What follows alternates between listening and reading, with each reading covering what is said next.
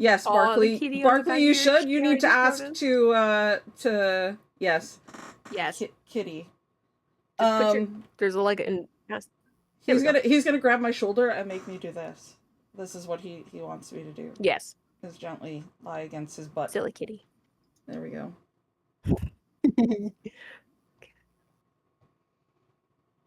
Kitty cuddles are the best, especially during a meeting. This is Max. If anybody needs to know who my little mascot here is, this is Max. My tuxie boy. My cat is in the abyss. You may also see Lucy, who is my giant Maine Coon cross.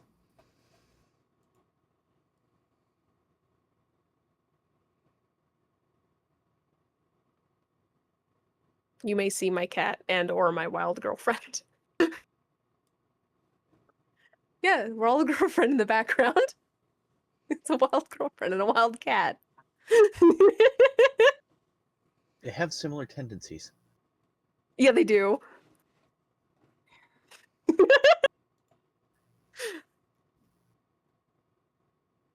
Heard something like cat girlfriend. I mean, yeah, basically. Why not? Yes, Silver, you should be asking.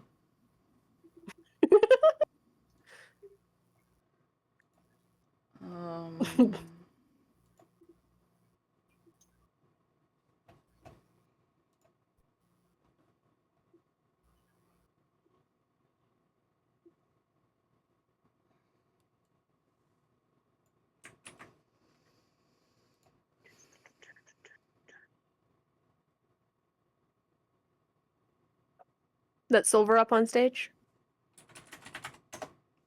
Executive should be on the stage, yes. Yeah. There we go.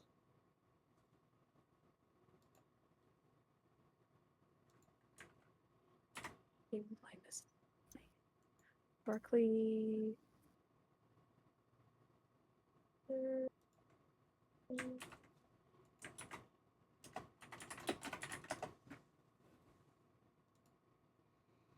wonder if Terror Cat Mom's here yet. A Terror Cat Mom, I believe, recently had some pretty major medical procedure. They may not be here, and it's completely acceptable. Fair enough. Oh yeah, that's totally understandable and acceptable. Yeah. I'm just looking at all the executives. Yeah, I'll fill in when it comes to the event side of things, and then obviously people like Beacon and stuff will speak. So, if it comes to your lead, if you happen to be here and you want to speak about your section, you may do so. But please remember that we're on a kind of a time, so we're gonna kind of do it as the what have you done, what are you working on, and what do you need to accomplish in the next month or so. Usually we'd have more of these meetings prior to this point, but 2025 has been a hell of a decade for like everybody. So yes, it's been a hell of a decade. It really has. Saying it mildly. Yes. So we're gonna try to keep the meeting like around an hour and a half, but this is one of the reasons why we're gonna try to speed run this, and why we're kind of like, in terms of people speaking, we're not going to want to try to go too much off key and have too much like external discussion. If you have particular questions about a thing, put them in. Actually, you know what, we probably should do a form, but like I'm trying to figure out the best way of handling questions here, because like the chat's gonna probably go by really quickly. I could write them down, Mist. Yeah, well, because I'm watching chat quite closely. If you want to watch chat and like copy and paste them into a document that we can get to at the end of the meeting, we'll answer like all the questions at once. Yep, can do. Okay.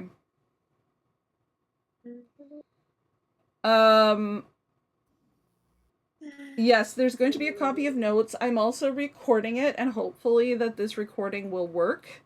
I'm hoping that I can put this recording up for people who could not attend the meeting or had to bail quickly, so that they can at least be kind of...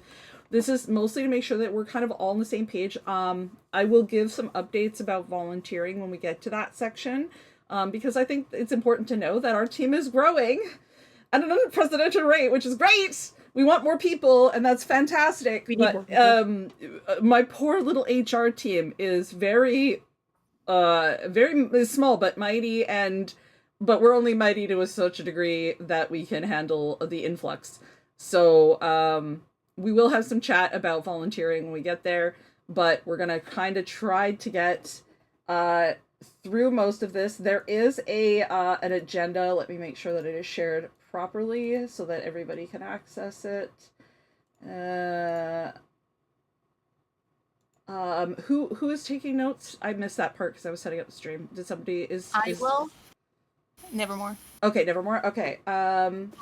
And then I'll gather questions. Okay. Google Doc. Thank you. I'm just gonna share this Give me agenda. the- So here is the agenda.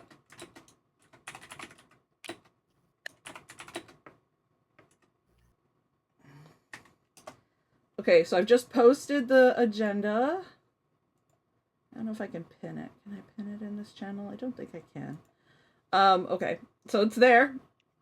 I'll pin it. I'll put it in the all staff as well. Oh yeah, the attendance numbers are fun. We'll get to that in a bit. Yeah, we'll get to that, and everybody can like ooh and awe. Mm-hmm. I've got them up for when it's time. Humble exponent. Well, I think I could bring up the group. Is Linux here? Because Linux is the lead Linux might of. be. Is Linux here? Linux should be here. Because Linux may also want to talk Hope about so. some of the new features of CM. Which Yes, I it can't looks even log fancy. I into. logged in and I was like, ooh, this is pretty. Yeah. I can't log in. Really? Okay. Well, there What? might be some That things. should not be. Yeah, it doesn't recognize my credentials. If Linux isn't here, then we'll just have to kind of wing it. Yeah, I see Linux in the audience. Yeah, Linux. Linux. Crimson can you, Moon, yes, you will be. Linux, can you just ask to speak so that we can get started and you can start with registration? Because I think you guys have done a huge amount of work that you should be recognized for. Mm-hmm. Yes, you can put the pre-con hours form up. Nevermore.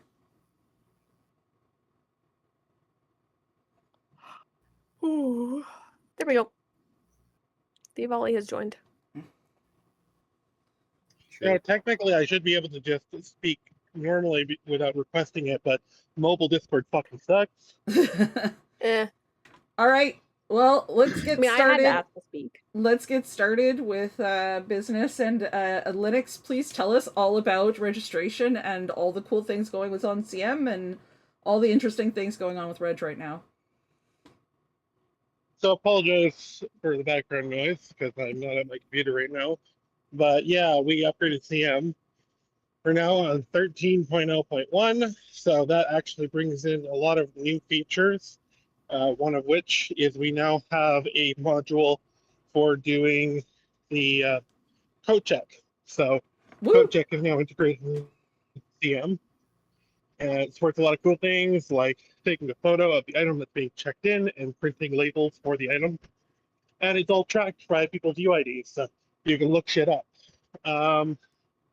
There's also a lot of under the surface changes for a lot of different modules. Of course, it got a complete visual overhaul for the main screens in the console, but there are individual modules that are still being updated, which is why sometimes you will see tables that look like they're directly out of the old system, because they are. But we're getting there. If anybody wants access to play around with it, let me know. I plan to set up a test instance sometime today that basically is sanitized of any personally identifiable information so that you can basically go hog wild, try to break shit, and let me know what breaks.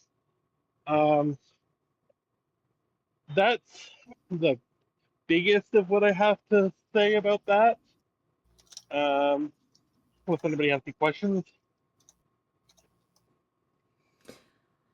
Do you want us to handle the numbers and stuff since you're on mobile? Yeah, sorry about that. And if somebody can fix Shakar's account, that'd also be good. I believe you have complete admin access, Miss. Yeah, I'll try Shakar and can't get figure in with one master. Yeah. Mine also, apparently, the website tells me it's on version 13.0.0. Mine's Should be fine. But yes, I'm guessing it should Well, be. we can deal with this issue after the meeting. We're Yeah. obviously going to go. Do you have access to the numbers? I do. Okay. You want to talk I've got them about up. the numbers a little bit? Sure. So far, we are at 200 people total. We have 1,187 paid, 17 unpaid memberships. The breakdown is 861 basic, 160 supporters, 81 sponsors, 57 patrons, and 28 in the Wonderland tier. We have a lot of people. For context, it's worth noting that's. Go ahead, Barkley. Yeah, I was saying it's worth noting that it's compared to last year at this time, it's about 45% higher. We had a sudden jump in reg in the past few weeks. Yeah, there was 45% is a lot. Yeah, that just for people to understand the numbers here, like that is when with this time last year, we only had 807 registrations. That's what 45% looks like in actual numbers. We had 800, now we're at 1212 according to this graph. I know it's not quite exactly the right math. It's weird. I don't understand how it works, but we didn't hit 1212 last year until like 4 or 5 weeks before con. So there is we're looking at possibly some significant growth, guys. This is going to affect us a lot. At least half added. So we're going to have to be prepared. If we're looking at about because if we're looking about like a half growth rate, we're looking at about 3,000 people this year when we had 2,000 last year. Correct? Well, we technically half had like 2,500-ish people register. Yeah, we had like last year. 2,400. So we're probably actually looking like closer to 2,000 or 3,500-ish in there, like somewhere. Over 3,000 for sure. We're gonna go over 3,000. That's gonna be for sure. How much we go over 3,000? Completely different question. Also, how many people bypass this and how many actually come and pick them up are two different things. Hopefully, with the tariffs not like doing like, it's gonna be less unsettling. But I think we have a lot more domestic travelers. I think that's part of what's driving our growth is domestic traffic. People are less inclined to go down to the States right now for their cons, so I think that's what's driving the traffic. That's just me speaking as a marketer. Yes. All right. Let's move. If that's training schedule. Is there Linux? Are you planning a training schedule for your registration peeps in the new year? Eventually, but not yet. Okay. Will it be in the new year? Is basically my question. Probably, yeah. Okay.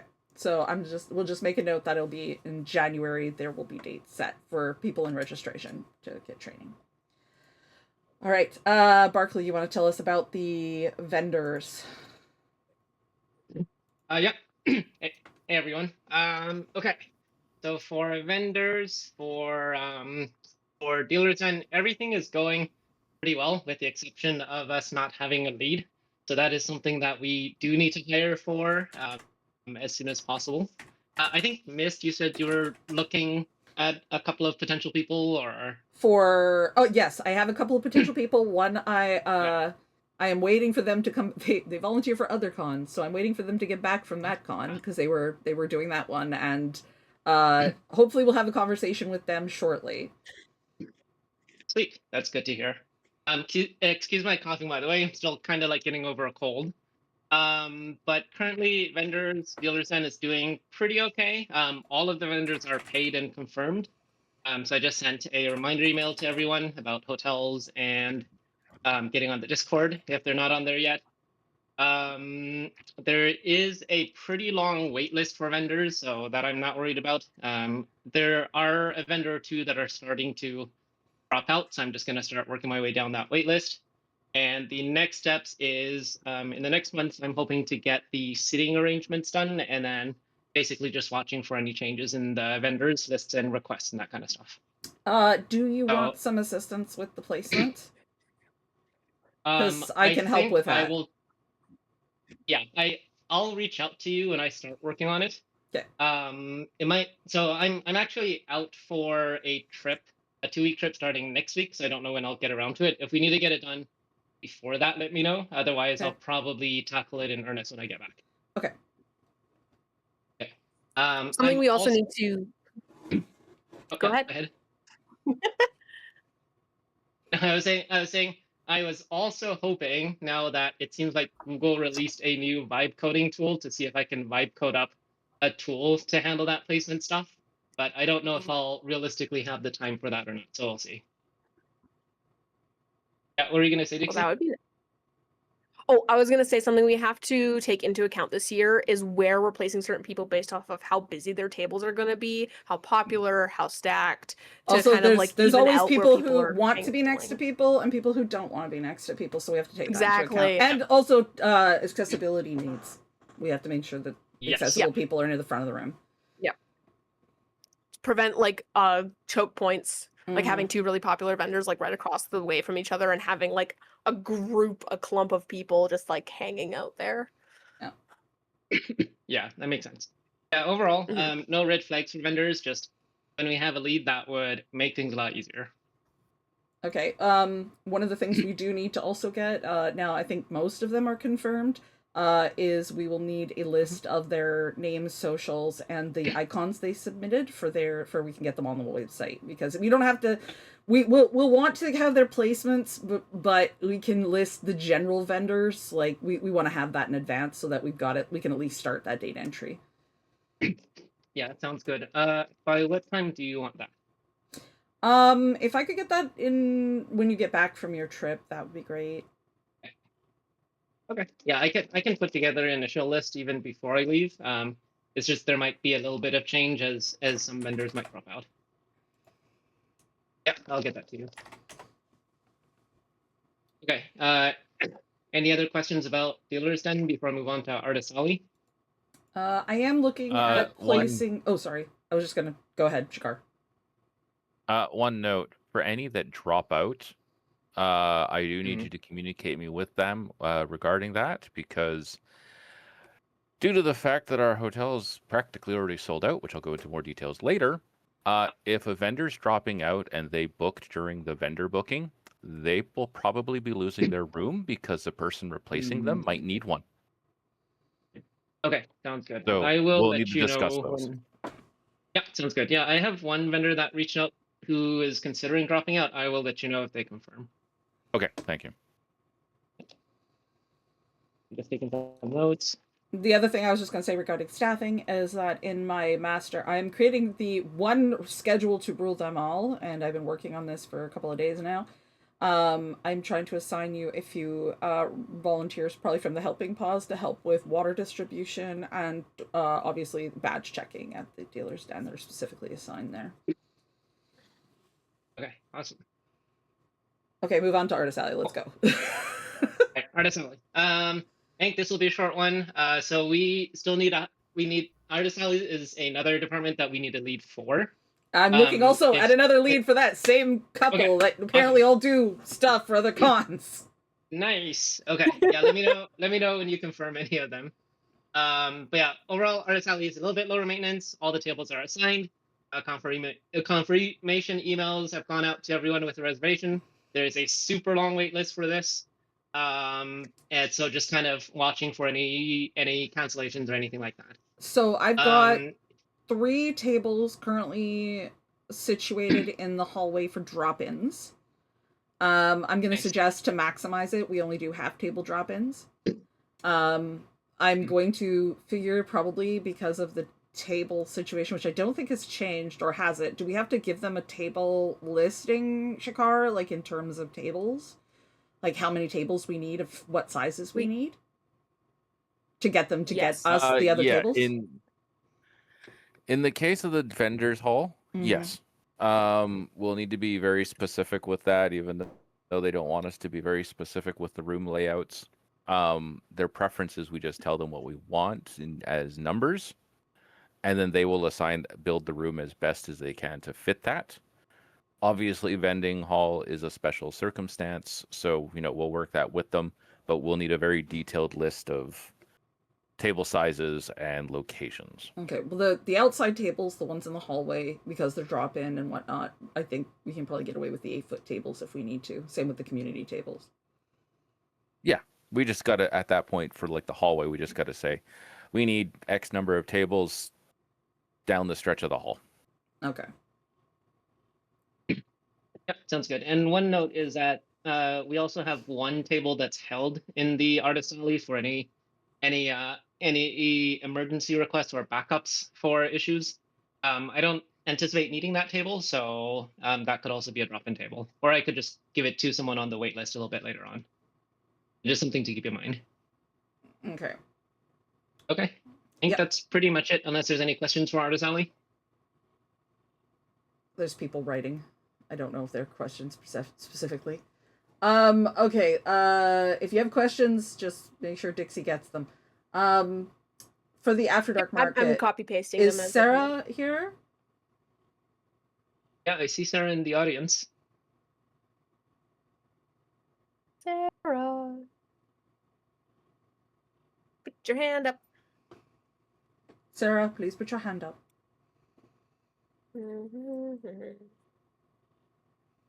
Well, raise hand disabled. I didn't disable it. What? Can't you just click them and put them Yeah, I onto the can- stage? Yeah, I think I can. Hold on. Just type it in chat and Dixie's getting it. I'm not sure why. Yeah, Trying. I can also give an update if we can't get Sarah up here. Let's just call add note. Yeah. Should I just go ahead? Or if you have anything specific, you can write it in the chat. Otherwise, I can give the general update. if you want to. Well, I verified them, so maybe that'll do it. Oh no, is it giving you? They weren't verified, so that's done. Oh, invite to speak. There we go. Done. There you go. Okay. Hello. That works. Only that want to make extra sure that we have enough people for the lines this year because we had so many troubles last one. So what the deal is with that is, again, my one schedule to rule them all. I have line wranglers that are supposed to be scheduled. I'm going to take those from the Helping Paws, but there is always a shortage of folk who are willing to work in the later evening. I'm going to be looking for specifically and rewarding specifically those folk who want to step up to help with later night challenges. Now, line wrangling by itself, I'm not sure will entirely fix the line management issue. I was looking at other line management solutions in terms of like people registering for like a number, and when their number is called, they kind of show up. Kind of like, if you're standing in line for Big Way Hot Pot or something, like where you're in the line and it texts you when your number is up and you have like 5 minutes to get over to where it is, and they basically say, okay, go in. It probably it may or may not be something we could implement, but I think that we do need some kind of a wait list or some management of some kind beyond basic line wrangling.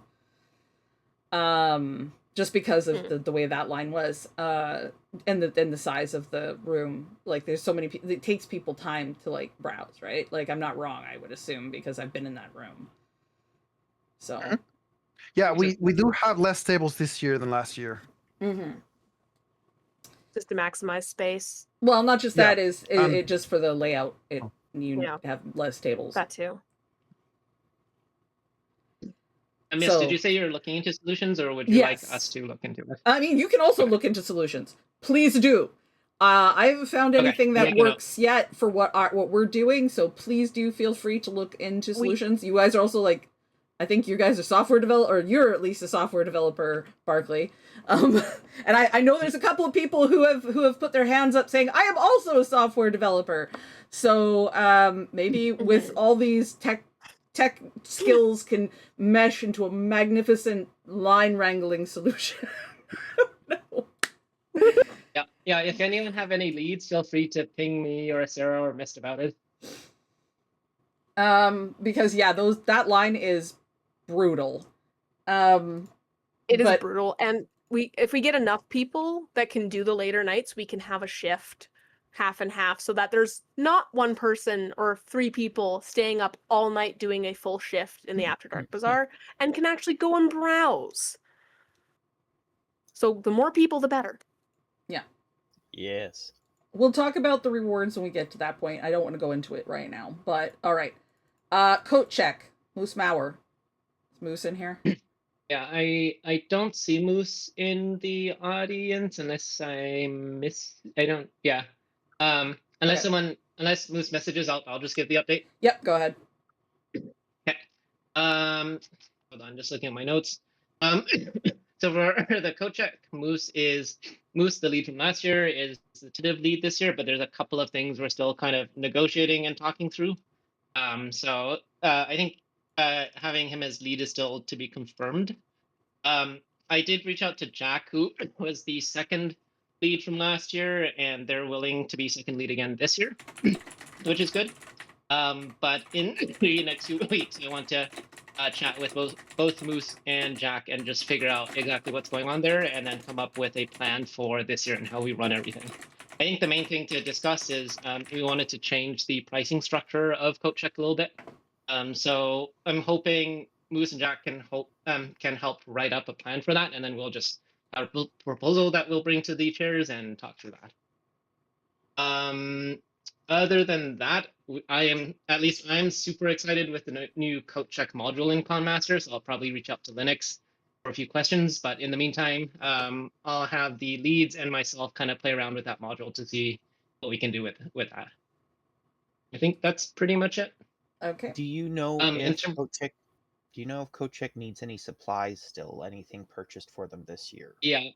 If we're in the same room and have the access to the same equipment from last year, we will not need anything new. But if we do have a different room, we might need to review that plan. Do we know if we're in the same room this year? We're exploring some changes, but we haven't made any final decisions yet. Okay. Okay. Yeah, just keep us updated. If we do get a different room, let us know, and then we'll review the equipment. The biggest concern with where the room is that we had complaints about it being on the other side of the hotel. So we're seeing if there's a way to bring it closer over to main events and panel and stuff like that. So that'd be great. As it stands right now, they're in that room. But we're looking at if there's another option closer over to the far side, then we might want to make that shift. Okay, sounds good. Just let us know as soon as you know. But whatever happens, we'll figure out something that works. Yep. Yeah, I think that's pretty much it for Coat Check, unless there's any questions. Just make sure you type them in the chat there. So. I guess with the new system, we wouldn't need the tickets, would we? We might still want it just for organization, but that's something that we'll review. Okay. Yep, cool.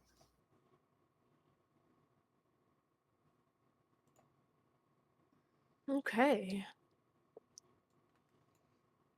That's not a question, Overage.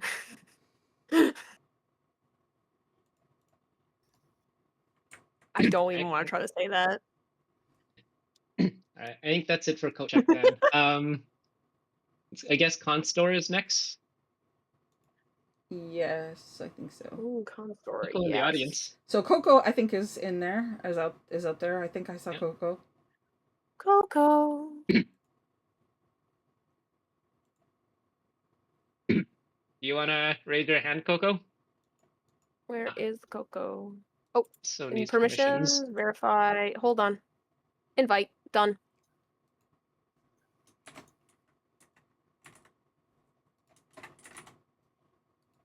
Welcome, welcome. Are you talking, Coco? Because if you are, we don't hear anything. Yep. Check your audio settings. Because we can't hear a thing.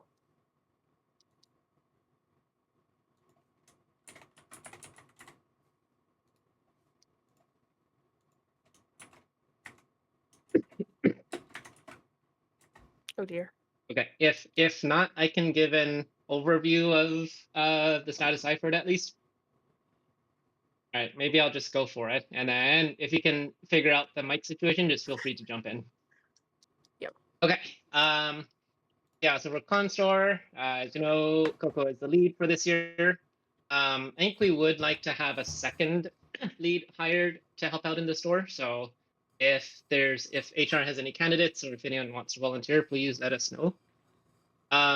There's a couple of just scattered requests about scattered requests about different things about like budget, process, and supplies. So we'll probably reach out to the appropriate people after the meeting to discuss that, unless we want to hang on and talk about that in more details after the meeting.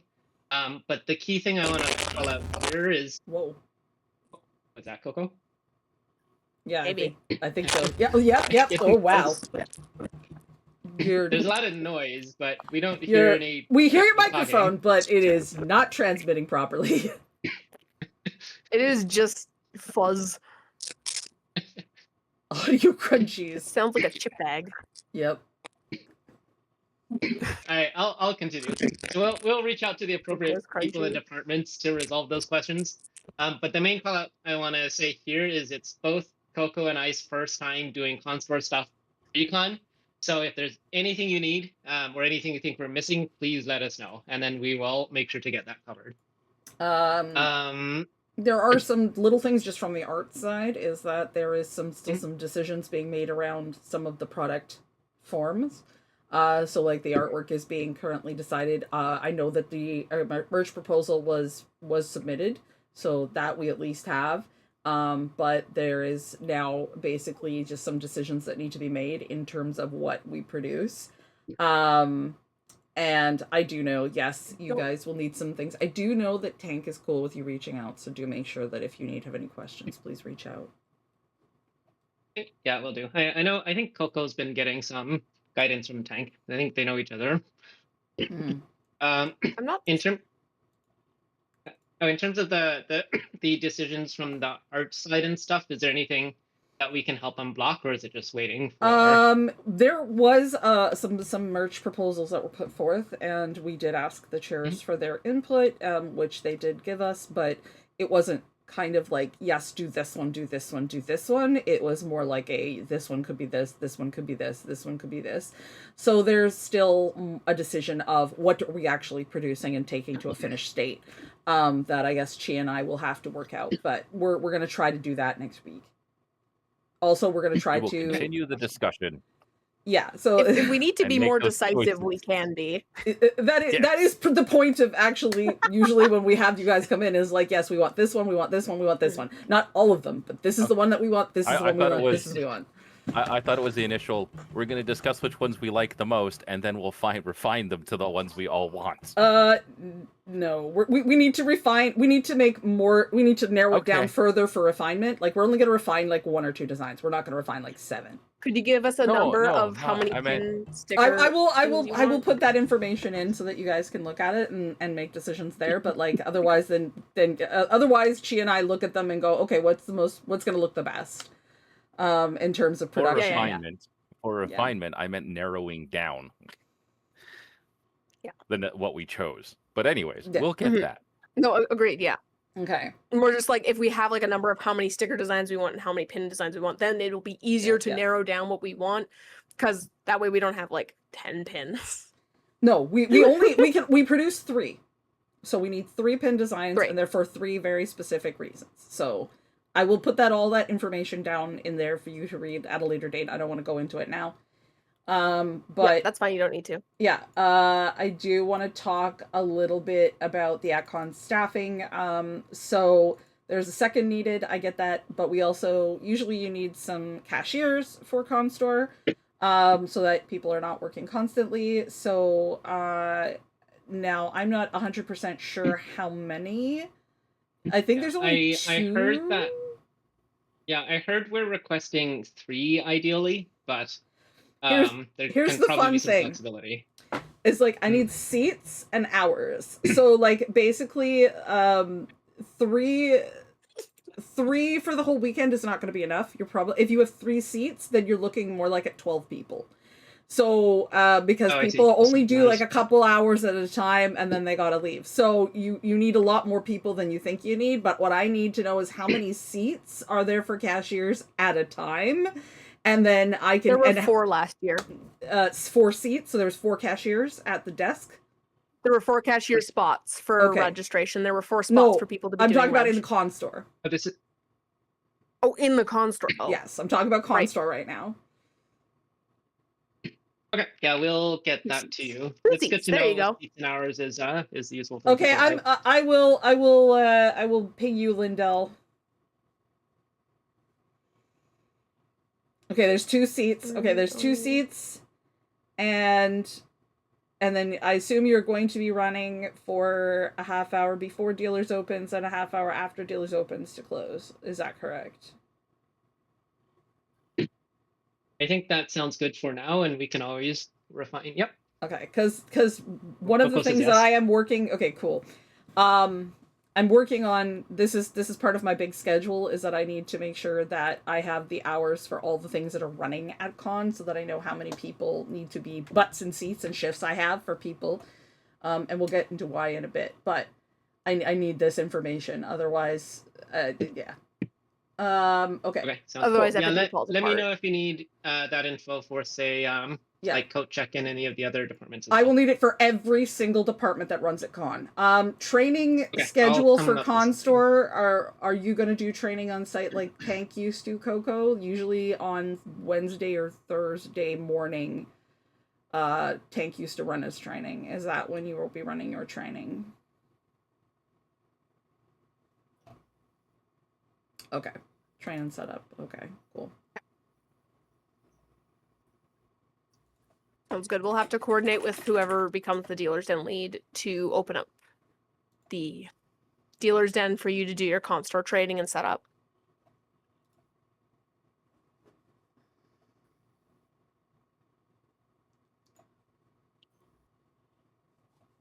Cool.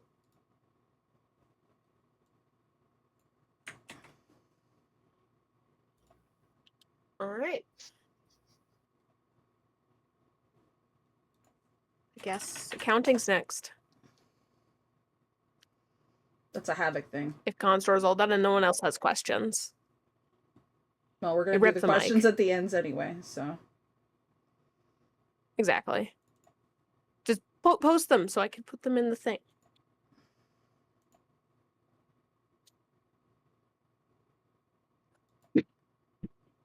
All right, Havoc, you ready for accounting? Am I? Are you? Hang on, let me do a thing first. I had a feeling. Oh, I'm just gonna open up the bank account and see how much money we have. It's important. It's important. I have all your documents in order.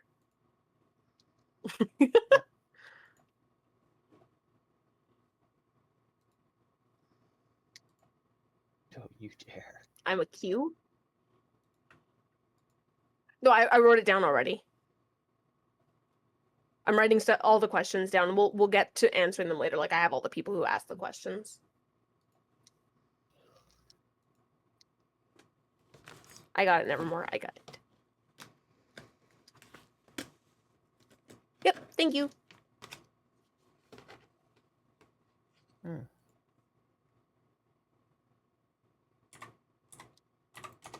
What is Oh, I'm just looking at the automatic deposits from Square. There's been a bunch recently. Yeah, well, we have had kind of a registration of Palooza going on. Yeah, so we're sitting pretty. Our bank account's currently sitting at $172,000 and change. So we are looking pretty good. So we basically paid for the hotel. Yay. Yeah. Yay. Yeah. Hotel is basically covered, and most of our incidentals will be covered. So if we don't bring in any more money at this point in time, we can run. Yay. I'm seriously hoping that we bring in a lot more money between well, we still have a lot of weeks left, and exactly. yeah. So yeah, so we're sitting pretty for running the hotel budget and stuff like that, and other operating expenses. So, I'm pretty sure we're going to cover the current standing budget, with a little wiggle room with this amount in the bank. I am not sure when our next payment to the hotel comes out. Shepard, do you know when that's coming up? I can let you know in just a second once I pull up the contract. Really caps lock.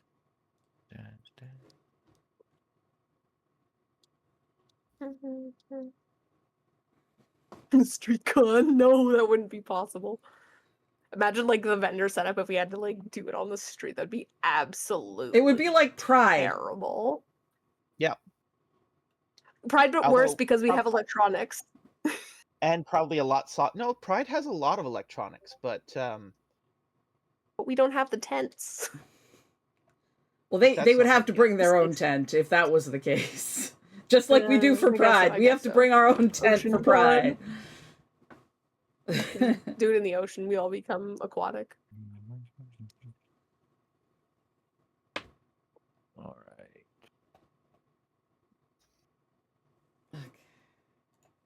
Oh, yikes.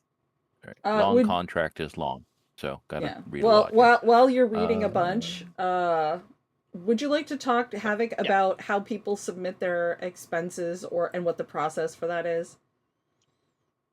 Oh, so for departments that are or individuals who are doing approved purchasing. So what I mean by approved purchasing is if you're making a purchase for the convention or an expense for the convention, and you are not a lead, you would communicate to your lead and get approval, and they would get approval from me for the expense. Once you have approval, an approved expense will be submitted to. Hang on, let me grab the. Oh, I didn't want to do that. Damn it.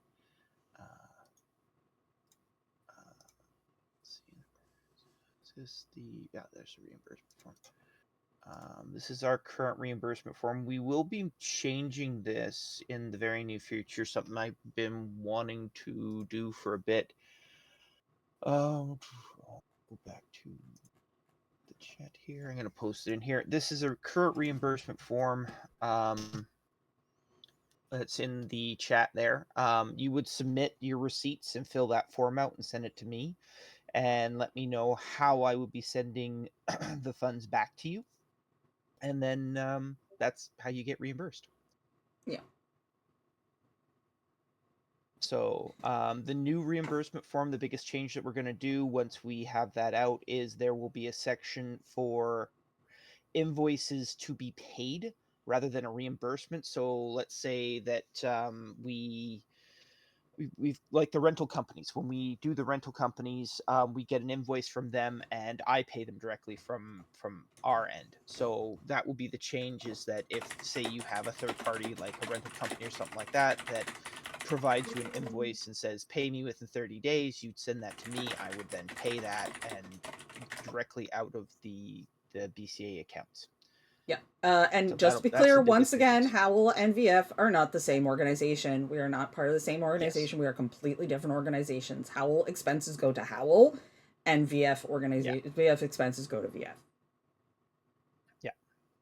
So, and you should be, if you're making a purchase for the con, you need to have it approved. So it should be that approval. You should be making that request to your lead. They should be putting that up to me. And then once you have it approved, just so we don't have people willy-nilly buying things and saying, oh, well, you're going to pay me back because I figured you would. And I bought 25 Mars bars and 100 slushies. Pay me back.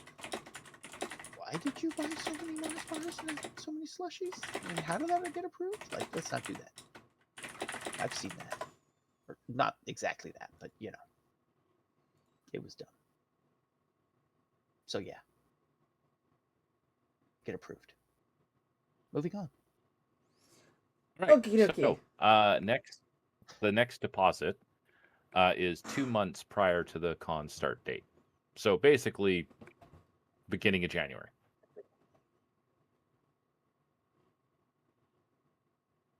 Okay. No con-approved fidget spinners. What? No, not again. Uberage. No, not again. Okay, dokie. All right. Are we good to move on to marketing? Sure. All right. Yes, not again. Nevermore. Yes, not again. All right. Marketing. MCAT, you hear?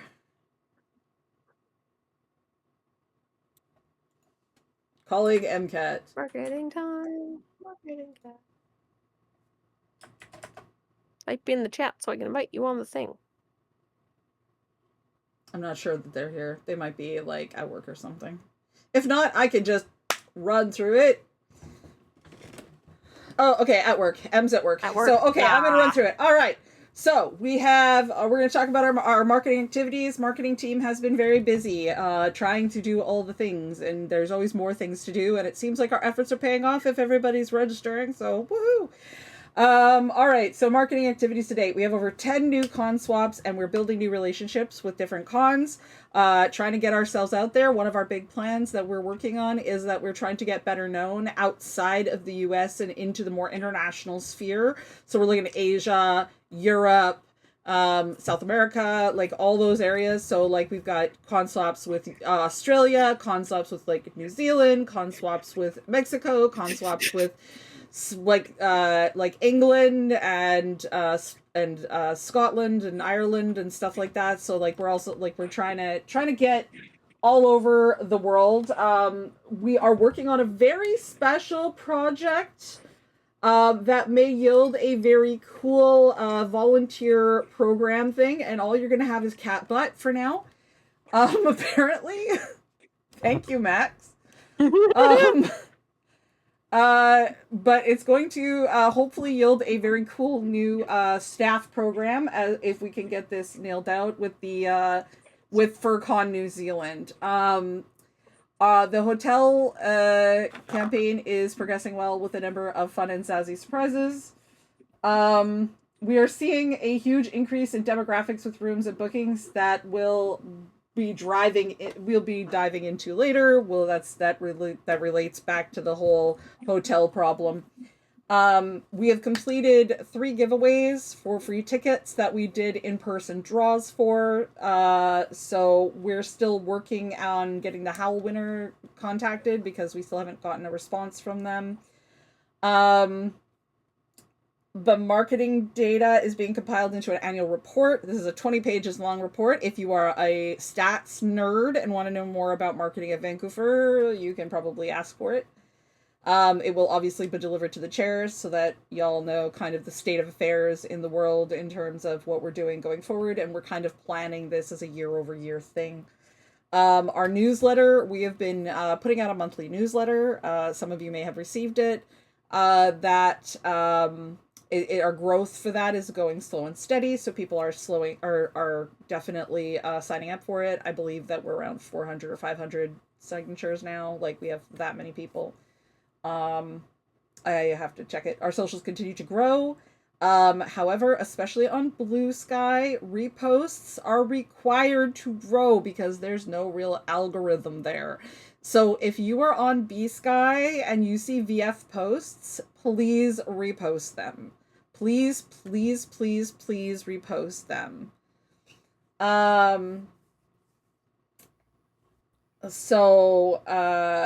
Because that is how we grow on Blue Sky. We absolutely need to repost. We also do have a starter pack for VF staff. If you're interested on being on it, DM MCAT.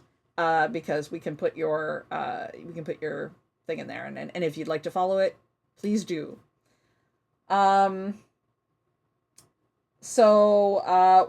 don't have I didn't get a total update for all of my Instagram and TikTok stuff, but we have been posting to Instagram. We have been posting. I believe Suki is planning a TikTok video for our guest of honor, and is working on that. B Sky, we are looking for the list of confirmed vendors, Barkley, for a B Sky starter pack for vendors. So we do want to create a vendor starter pack to help promote them, and also for the Artist Alley folk. So if we can get their B Skies, if they have one, we can create, and they're cool with it, we can create a starter pack to help boost their engagement. Okay, I'll make a note to get that to you. Okay. What are you, oh, you're here now, Em. Did you want to talk or you can't talk? I just want to make sure I'm not stepping on toes here.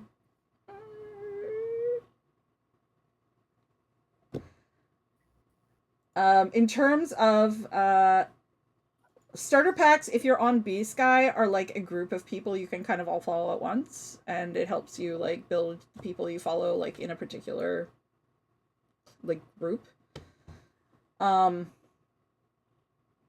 don't know, somebody who's gonna explain that to better than than I just did. Tona is working, so B Sky, the outside of B Sky, that it is growing. Twitter is still our largest channel, unfortunately, so we're still having to kind of deal with the muskrat. We would like to change that, but we need your help to do it. If you are on B Sky, we need your help. So Twitch, since Tona isn't here, which is our Twitch lead, did give me some information to pass on. All our ban information is now shared between all of our Twitch accounts. So if they're banned on one, they're banned on all. All the old branding has been removed with the exception of the offline screen because we're still working on graphics. We're still looking to fill out our Twitch mod roster. This is a great role for anyone who spends a lot of time in their hotel at con or will be home for the con, who may not be physically present.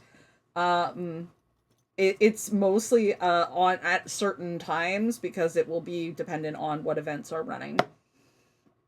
And we're also always looking for BC and Alberta furries to follow on our Twitch stream. So if you have suggestions, please send them to Tonakuma of the Twitch names of people that we can follow on our channel to help build our following. Firestorm, are you here?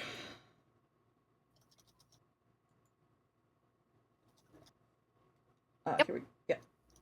All right, Firestorm, give us an update on the ads and stories and such that you've got, the art and whatnot, submissions. All right. Well, I've only received one ad and one art. I'm not surprised about that because it's usually a slow start right after we announce submissions. Actually, they got anything's kind of different. Yeah. I should expect things to pick up around or after the holidays and as we get close to the deadline. But for now, I'm not too worried about that. Okay, excellent. All right, she is not here, so I'm going to move on to the art team stuff. Basically, we are almost all the callouts have been completed. There are additional graphics being designed for posted in the con book, and there will be the big assignments that will be going out soon, which includes things like the con book cover, the badge inserts, the coin graphics, a lot of the streaming graphics, etc. That's kind of what people will be working on the holidays into the we're trying getting the print stuff done first and things that need to be ordered, and then we'll be working on stuff that is digital that is not necessarily need to be has a deliverable tied to it. Right now we're just finalizing those pitches for the different graphics, obviously for the merch that we need to order, so like the pins and the patches and things like that for rewards. The artwork is in progress for the Maid Cafe drop. We managed to shoehorn the Maid Cafe into the main theaters so we can drop some more tickets for that, which is good because we're sold out. And we didn't really actually advertise it at all, even though and it's sold out anyway. So we're gonna try and do an actual ticket drop when we have a graphic to actually announce it, so that people are not mad at us again. They're pretty much most of these with the few exceptions are kind of in the December January kind of deliverable time window. Now Linux, do you want to talk again about website?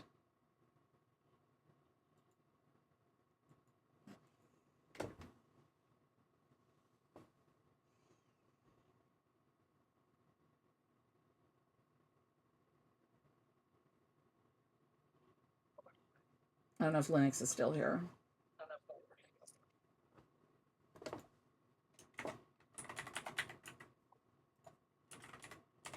Yep.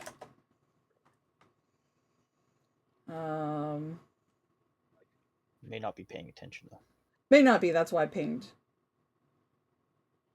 Yep, They're I also sent an online. invite There we to go. speak. Excellent. I was, Did you want I to was tell trying it? to figure out how to actually. I was trying to figure out how to actually just put myself on stage because technically I'm still a super admin in the. You should be able to. Yeah. But I don't see the option anywhere. I know it's a bit of a weird interface. It's kind of bad UI design. Like, I Anyway, expected it to be like on the bottom bar there. Anyways, anyway, so I don't talk really about have the much. talk about the website. I don't really have much to say on that front because you guys have been handling content. Well, I was hoping expertly, you would talk so- about the plan for the website going forward that you discussed with me, Oh, like yeah. that part.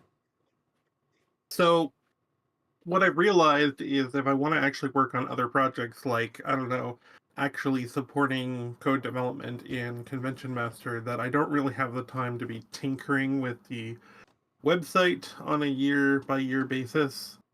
So, what I'm thinking I'm going to do is I was originally saying I planned to abandon WordPress. Unfortunately, I think that would create a lot of friction and put a lot of responsibility on me to actually, maintain it if it's not on WordPress.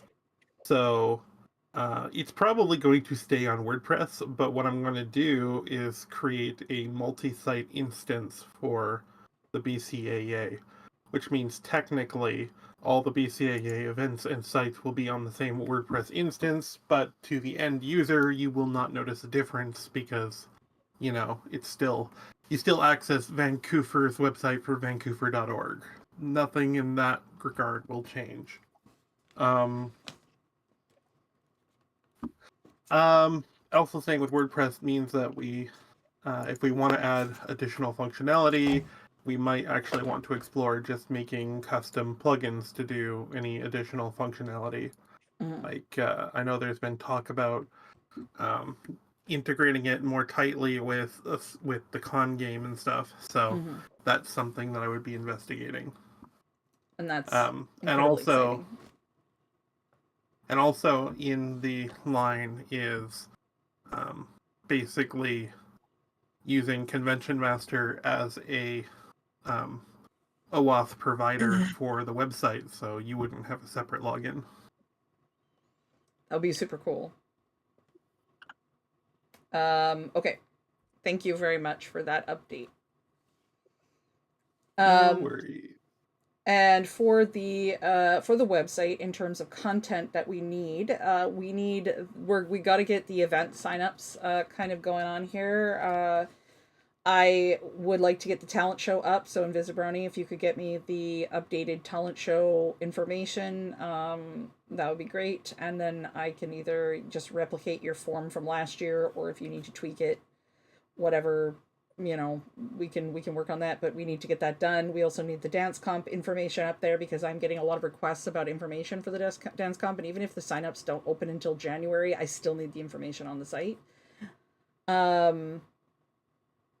I also need to get the cutie pageant and the murder mystery information up. The murder mystery information obviously is on me, so that's not any of the things. But I know there's other people who are like, when is the murder mystery sign up happening?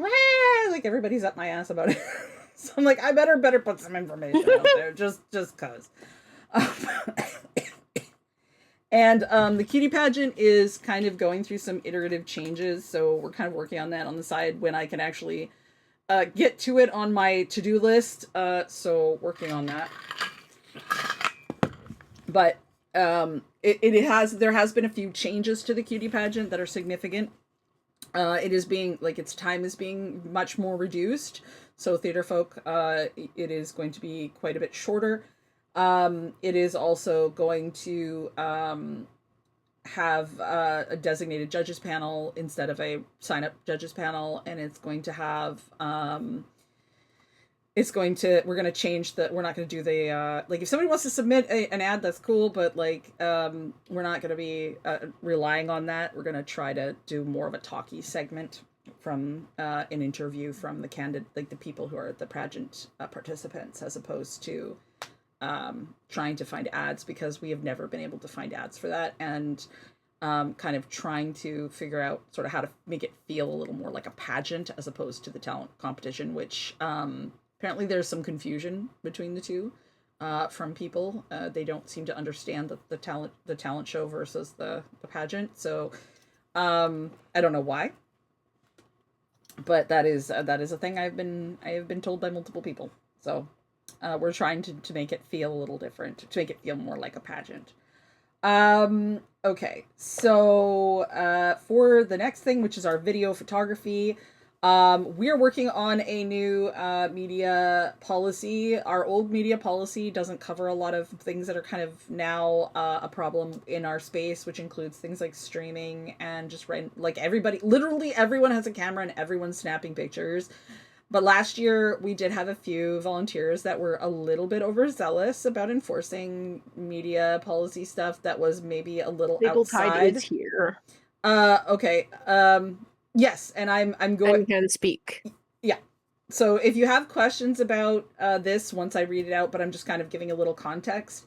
So we're working on this with like Sable Tide is working on this with me so that we can read and tweak later, basically so that staff photographers, general attendees are aware of what you can do, what you can't do, and so also when we have people interacting with our and attendees, they are aware of what they can and can't do, because like we can't stop people from taking photographs of like their friends and of fursuiters and stuff, like just generally speaking, but we can in certain instances we can definitely, we're more concerned about streaming than we are about still photography. I will put that out there.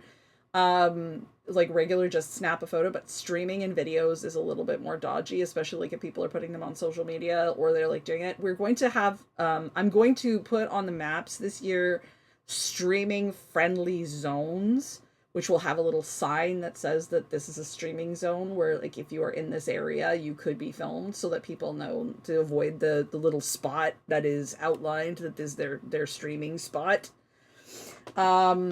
Which is basically in the photo booths. Like it's pretty straightforward. Like it's places where you would normally expect people would be photographed.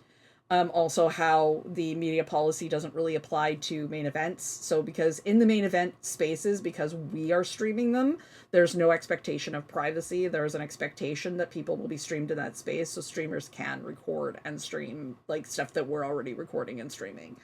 And that just like is a general, like we're just going to kind of create general guidelines for these people who want to stream at our event, because it's not going to get any smaller. It's just going to get more and more. We just have to make sure people are going to the right places, and we have those places for people to go that are streaming okay zones where they can record stuff. So that, yeah, it needs a modern solution, and that's just the best way. This is the way like Twitch handles it and stuff too. So like it's not outside of the box thinking really. This is very compliant, along with other people. Is just having zones where streaming is okay, and then we just say if you would like to record, if you would like to, please go over there. And it's mostly, and it's also like there will be some signage around basically saying like, you know, please go to your the streaming zones or the photography areas if you would like to take pictures. I mean, obviously there's some people like for like taking an individual picture, but consent is going to be king. Like there's going to be a big consent is king thing where basically don't take pictures of people without their consent. So that is, we are also working on a training document with a rundown before con training, an abbreviation for those of us that may join us at the convention. Access levels may differ depending on their training levels. This is sort of going to be in tandem with our policy rewrite. It's about 60% done apparently, but we need to kind of really nail that policy down before we can totally finish this document. Working on a more streamlined version of the passes that we have. We developed these physical passes. They're like a little tag that goes on their camera. That tells them basically that indicates that person has been approved by us to take photos for the con as well as for themselves, so that they know all of the rules and they can go into places and take pictures in different places where other people can't, as long as they've got that tag on their camera. They've been given the training, essentially. Pardon me. So, but we're working on also handling that for like ops distribution and stuff. Hand printed numbers or hard print numbers in advance to volunteers, so they can't be exchanged for others or faked, or like printing extra, and with a log in ops. So number tags. So like we're gonna be doing that better this year. Like last year was kind of a bit of a last minute thing, and it was kind of a show.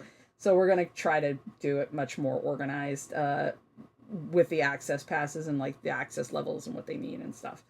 So we're basically iterating on what we did last year, what was successful, and we're trying to smooth over what was not. We need to organize. The last thing that's major on this is the processing and organization of media received and accountability. So a system that ensures mass media we received is easy to sift through for our Marcom volunteers and you to utilize. We're exploring Flickr's tagging system, how we can utilize it in an efficient way. It doesn't require mass hours of volunteer time to tag individual images. In the works, touching base with some folks who are much more experienced with large image Flickr libraries, and also creating a policy that ensures that our volunteers are giving special access to create content, and that they actually follow through with giving us the media, because one of our biggest problems with our photographers has been actually getting the photos in the end. Like that is the hard part, is getting the media from our photographers. And we're still fighting with this, and it has been years of fighting with this, and we would like to actually get, like, make people basically make sure that people are responsible for handing over their photos for that access. And it's in a format that we can actually use. So there's a point, because right now there is no point. One thing I also wanted to talk to you, Sabletide, about that I did not get to talk to you about before this meeting is photo booth. Is one of the things I do want to do is have our photographers do a stint at the photo booth, a couple of hours, as just part of the deal. If you want your access, you got to do an hour or so or more at the photo booth taking pictures for people. Yes, it does. So we need to talk about it. It's something we need to talk about, but I do want to talk about it because I don't want it to be just left there. Like, I'd like somebody to actually be there. Let's connect on it later, yeah.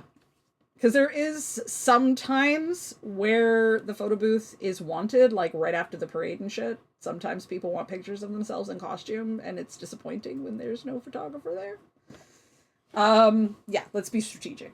Definitely. We don't have to necessarily be like 100% on all the time, but I would like there to be some instances where there is a photo booth person there in a planned way. We also will be talking about the menagerie and what that looks like. So we want to make sure that is a little more organized this year. We'll get a little more into that into the events side of things, which I will help with there as well. But let's see. I think there is I've mentioned the streaming safe spots, so I've actually got that. I will have that on a map. And we've talked about the photo booth. So we're moving on to guest relations. So guest relations, we have a guest of honor, and we have a community spotlight. Our community spotlight, of course, is Mac. Everybody give Mac some applause.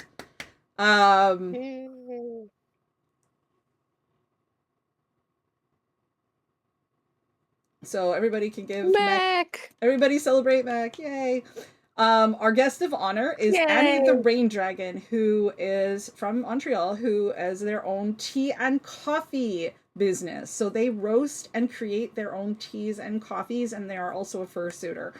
So we have a very thematic guest for Wonderland, because tea and coffee, obviously very important in Wonderland. And as far as I am aware, they'll also be running a tea making panel, which I'm very excited about. All right, see you later, Sabletide. Thank you for popping in. They will. I don't know. I do believe they're doing a special roast or special blend for VF for this year, like a Wonderland blend.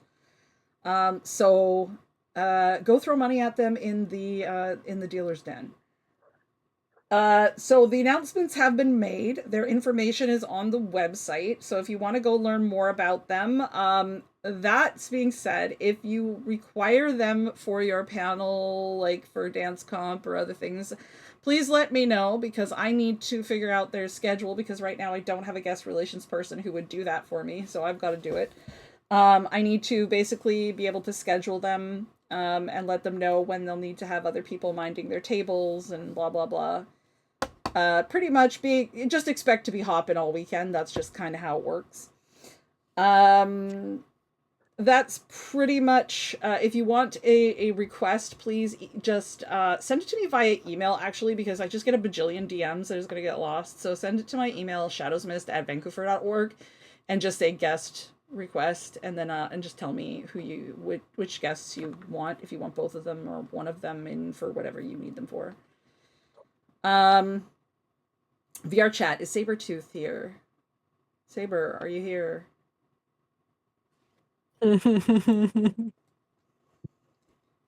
Because I really don't know what's going on in that world. Saber. I have not heard back. Say bold.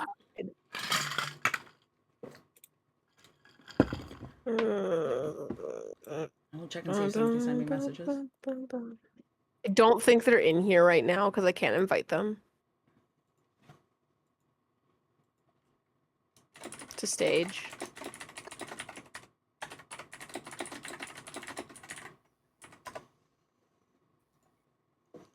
I I don't see them. Okay, so I don't think they're here. do not have a really strong idea of what's going on in that world, so that just tells me that I need to pester harder. That the VR chat, I know I've done a bunch of hiring, and we've gotten some people on board for that. I don't know, is Lynn here? Is Lynn here? Like, Lynn's the second. Lynn, are you here? I don't think either of them are here. I'll see. Ow. Max, don't bite me. Yeah, Lynn one, let's see. Nope, not here. Okay. Okay, so I have no idea what's going on. We will find out what's going on.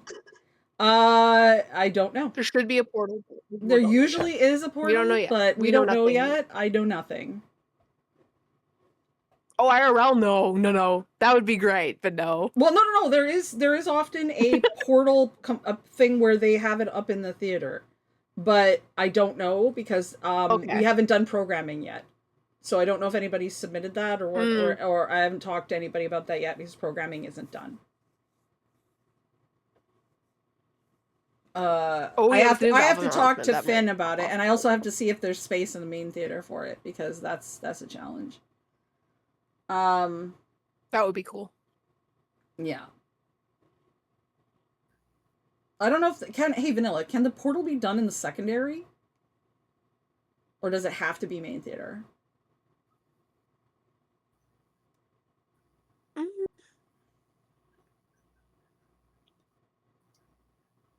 Oh, the dances. Okay, the dances. Okay, if it's a dance during the dances, then that's one thing. I'm talking about the one that they have sometimes that isn't part of the dance. It's just a portal thing. Yeah, the portal to kind of, I think the portal's to like show the people in the VR chat world. I'm not talking about I'm talking about the one where they do it as a, okay, that would be on the panel schedule. Yeah. I just didn't know if it could be done in another room aside from the main theater. That's more what I was asking. Because if it's set up to be done in the main theater, then I'm guessing no. Oh, it can be done anywhere with network. Okay.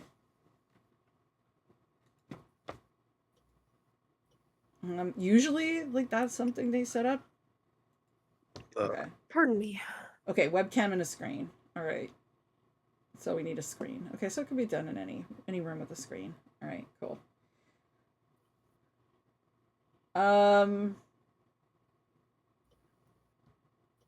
Okay, so theming, Reno, are you here? Is Reno here? All right. I invited Reno to speak. Did it happen? No. There we go. There we go. Hey, Reno. Bean is muted. You're muted. There we go. Okay. There we go. Tell us about the script, please, and where we are with the writing. So I have a outline made for opening and closing, my ETA for script drafts, end of month.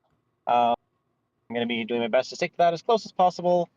And then, just barring any feedback on the scripts, they'll be wrapped up shortly after that. The writing for the story parts, the prose version of the story, all that over December, and should be done by the end of December, no later. That's where we're at, pretty much. I already sent Flecko a casting list, Okay. so we should be able to find the actors we need already. And okay, so when where will we're we at. be able to start recording for voice actors? I mean, if I have you the scripts like early December, then anytime after. Okay. I need to tell the audio engineer. Yeah. Gotcha. Yeah. Okay. Fab.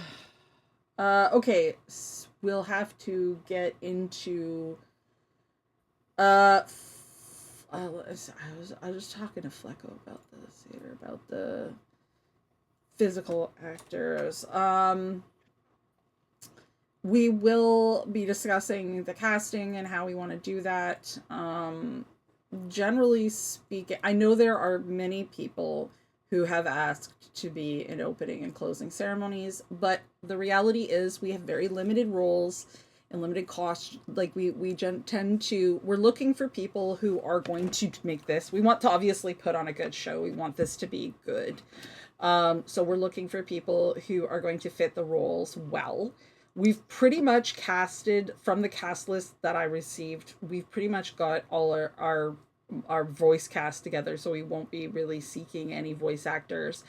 I believe there might be one or two roles in person that I think Flecko is seeking to fill, but I don't know how they want to do it. There is specifically caster, which we need somebody to do caster, but I know two people who can fit the caster suit and who are good actors relatively. But you also have to be involved there's more than just show up on the day this year. There is a pre-commitment that is required. Flecko, we'll get to that. We'll talk about opening and closing in events, but I'm just gonna gently put that out there that there's probably not going to be like much opportunity this year. It's pretty much predetermined because of costuming and things, of who has what suit and whatnot. There, like, we'll get more into it in a minute. The con game, is Mana here? Is Mana here? Have you connected with Mana at all, Reno, on anything? We connected very briefly.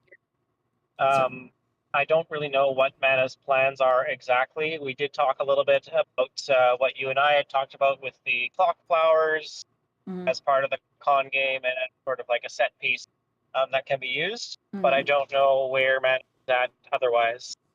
Okay, it looks like I'm going to have to hunt Mana down and be a little bit more nosy about what's going on. Because I know that we did discuss putting some of the clues into some of the theme pieces so that they can't just walk away but are sort of interactive. As an attempt. I mean, we don't know if it'll just break. It'll be crappy. I don't know. Just because people. Mech, do you want to give an update for theming, please?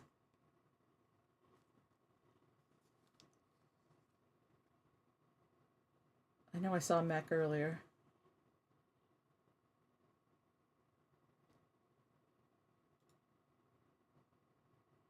Oh yeah.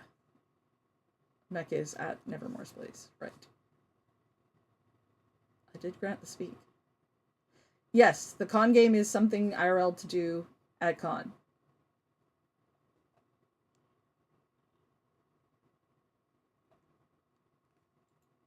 I did give Nevermore permission to speak. I don't know why it's not connecting. Can you try to bring them onto the stage, Dixie? Nevermore, specifically. Pardon? Bring Nevermore onto the stage because Nevermore? there's a bunch of people Yeah, at Nevermore's house. Yep, hang on. Boop. Boop. Done. Once they accept the invite. Right. There we go. Hello. I will shut up. So I exist. I'm just over here chilling on the couch playing Pokemon during the meeting. As one does. So theming updates, I put basically everything in meeting minutes. So it looks like all the team members that have been assigned projects from the start at least have some progress. A lot of them have progress photos in the theming channel, the ones that sent them to me directly. I'm gonna poke to just like cross-post them over there so everybody else can see what's going on. Looks like everyone's making some progress, which is good. Some of the newer members of the team that have joined kind of since I doled out the initial assignments, we've been talking about ideas and there's plans in place, but because those plans have just been discussed, the builds haven't started, but they should be starting imminently. As far as build days, I'm available along with my massive workshop most of December. Anything between like the 18th and the 29th, I am off and available all day, every day, and there will be nobody on campus, so I can take over an entire workshop and nobody cares. Other than that, I'm generally open to anything in December and into the new year for evenings and weekends, because generally nobody uses that shop. So, so far none of the team have requested the bigger build space, but I think once we get into some of it, there might be some use for like spray painting and stuff there. But that's going to be case by case. We may need to plan specifically to do the stage props because nobody's specifically assigned to those, I don't think, like the actual on-stage items. And we may need the bigger space to do painting and things. Okay, I mean, that's easy enough. I can just take over the spray booth at work. We'll just have to put some hard days in there to get peeps and to do things. Yes. Apparently there is a need for some folks who are willing to do themed seating, so we're looking for like mushroom stools and bean bags and things like that. So if you are good with wood or fabric, maybe talk to Mech about it. Yeah, that'd be cool. Because the last time we did those, people seemed to like them at the charity auction. Hank did those way back when, and some people I know still have the stools. So doing something like that again would be really. So in terms of transportation, right now we're looking at Sidley's projects needing to be picked up by logistics. And in terms of the set down and take up plans, we're kind of, once we kind of know the scale of the builds, mainly there's going to be kind of, there's going to be an all hands on deck for the people who built things to set them up, but there's also going to be probably a call for general volunteers who are crafty and who have some knowledge to help assist with some of these setups. Also for things like signage around the con and stuff, like there is going to be a need for people to handle that. I'm working on a map so that people can see where different signs go and then can set them up, because I am one human and I cannot be everywhere. So one of the things I really do need to get set up as a part of theming and stuff is all the other bits and bobs that go with it.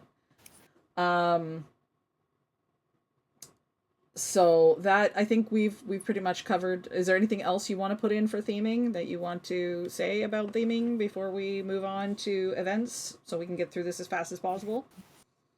No, nothing that I can think of unless anybody has something like specific for me. All of my updates were in the doc. Okay. Okay, we'll move on to events. I know that Terracat Mom is not here. Lindell, I believe, is also working. So I'm just gonna kind of plow through here with what I know because I've been kind of working with events very, very closely. Dance comp, like all the main events. So dance comp is Kieran, Shep, and Zillion. I believe that they are planning to open applications in January, but I'm hounding them for content now because I am getting way too many questions from people who want to apply about everything. Same with Floor Wars, a lot of questions and stuff. I need to get the content on the website just so that have something to refer people to when they start asking me questions. Cutie pageant, I am working with folk, trying to get that done so that I can get that up. That has been sort of a me problem, is that I've been snowed under. Again, 2025 has been a hell of a decade. And trying to find 5 minutes of time to work through anything is really hard. We have currently in our schedule, we have a space for 2 concerts, one of which will be Ivy Comb, and we're still waiting to see who submits concert requests to decide the other one. Opening and closing is Flecko is our person and is taking ownership of that, so I'm really have a lot of high hopes that our opening and closing will be a lot more robust than it has been in the past.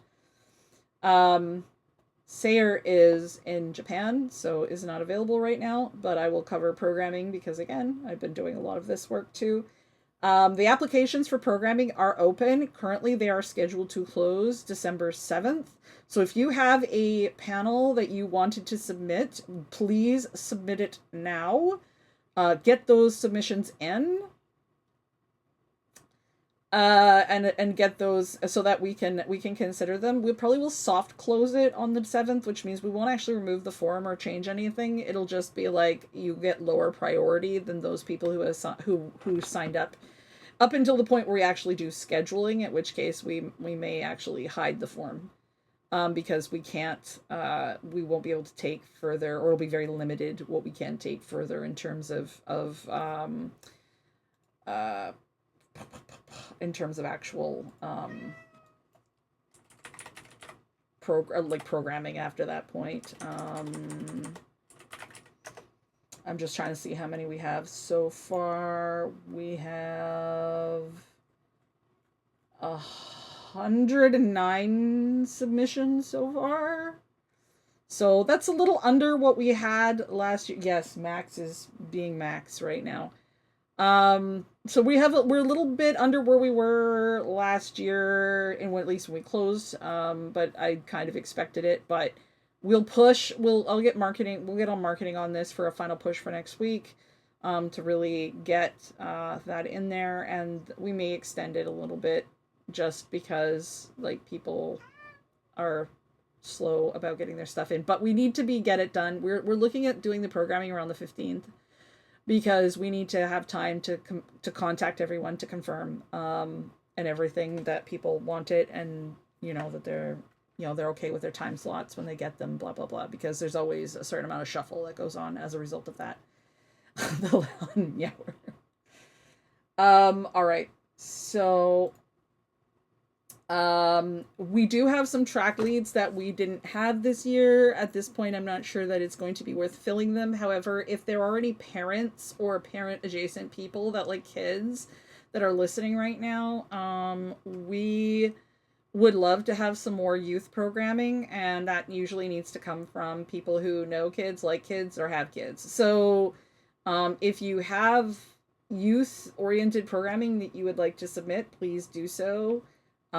It helps us not have to chase people around. I believe we're also kind of a little short that we could use with some more like general interest and some more technology panels, as well as just more social panels in general. I actually think we're a little short on like it's kind of a good mix, but it's like we could use a little bit more art, we could use a little bit more fursuit. And some more 18 plus material. Like, there's a few things in here, but like, you know, there's definitely not quite enough yet to fill everything for every day.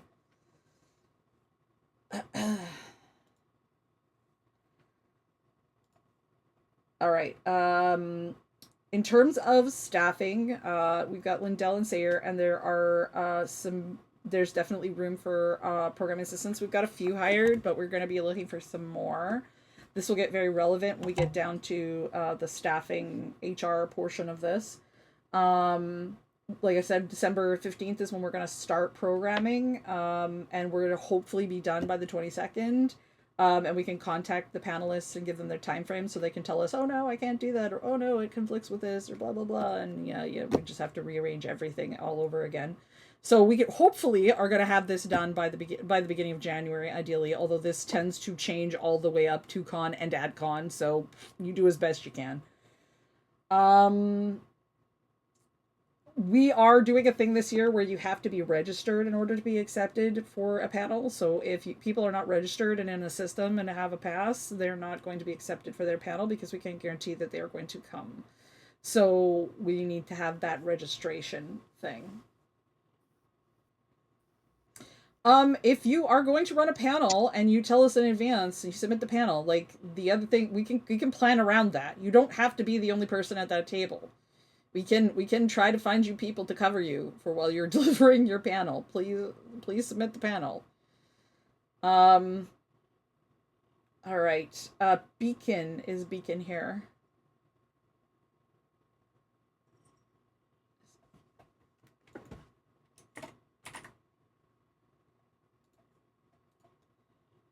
All right.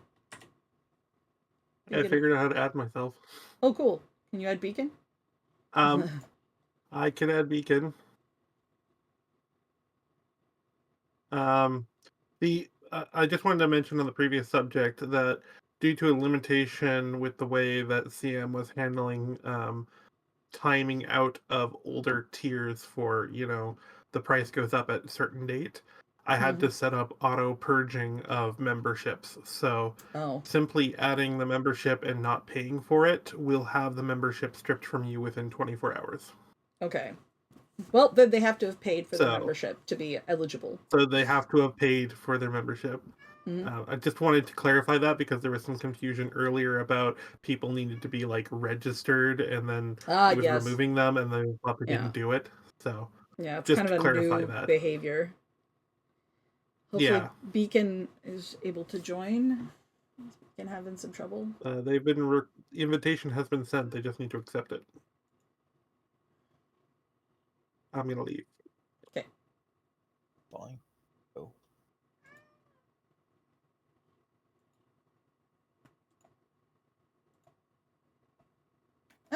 There's a working now? Chirp! Chirp. Okay, tell us all about theater. Same as last year. Okay, so the design with is the more same. fun. Is the stage actually going to be larger? You said you were thinking about making it bigger. Depends on what we need. It was a fair size last year. I can make it a little bit wider if we need to.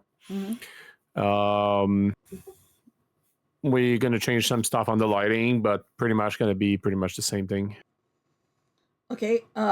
In terms of items on stage for theming, what would I know that we talked about the projected light thing. Do you want physical props on the stage? We were planning on doing some if you want to put some yeah, I'm planning to do stuff with the lightings and all. If you want to do physical props on stage, that's going to be on theming. I'm not going to go on there this year because I have a lot of stuff to plan with the video. That's going to be part of the lighting. Okay. How are you doing? Like, I know you've got your staff, generally speaking, in your Telegram, and I've had some of the staff apply. Not all of it have applied yet because I guess they're not sure if they can come or not. But how are you feeling about your staffing right now? I think I've sent a couple of names to you. There might be one or two I haven't gotten a response back on. There was a professional lighting person, Mousy, I think it was, or something like that. I sent you a name at one point, and I don't think you responded to me about it. Yes or no? I saw it. I just need to talk to them at some point. What we need is more like audio people than lighting, because we got a ton of lighting people, but we got basically no people who actually know how to use a soundboard. So Okay. I think this is what we need the most. Okay, I'll keep my eye out for more audio people. I think I do have at least one other audio person that you can talk to. Yeah, because we need to run 2 more theaters, and that requires more audio skills than lighting. Okay. How are we for stagehands? Do you need more of those? We should be fine. Usually we're fine with what we usually have enough because we don't really have a huge need for stagehand. So usually 1 or 2 is more than enough for a show or 2. Okay. So do you need a I mean, going off of the I don't know if Shakar, have you sent AV budget to Beacon yet? I didn't got anything. What do you think your budget is going to look like this year in terms of increase? Because I know it just goes up every year. Yeah, things goes up every year, and we had this surprise cost last year that came at the last minute. I'll need to check what we used last year, and I'm gonna have to go from there. But probably same thing as last year, plus $3,000 or $4,000 minimum. Okay. Maybe like just kind of do the costing and just send it to Shakar for approval. Yeah, we'll do that. Okay. Because then we can get it reserved, because it's into December already, and I don't want to wait too long to reserve the equipment. No, yeah, 3 months is usually a good time, especially with what we want to do with the video. We'll need to get some more help from innovation. Okay. So that is fantastic. Is there anything else you want to bring up, Beacon, about theater? Anyone? Not at this time. Any question? I think I'm pretty solid. I answered the questions I had anyway. All right. Okay. And Oven, you're up next for DJ stuff.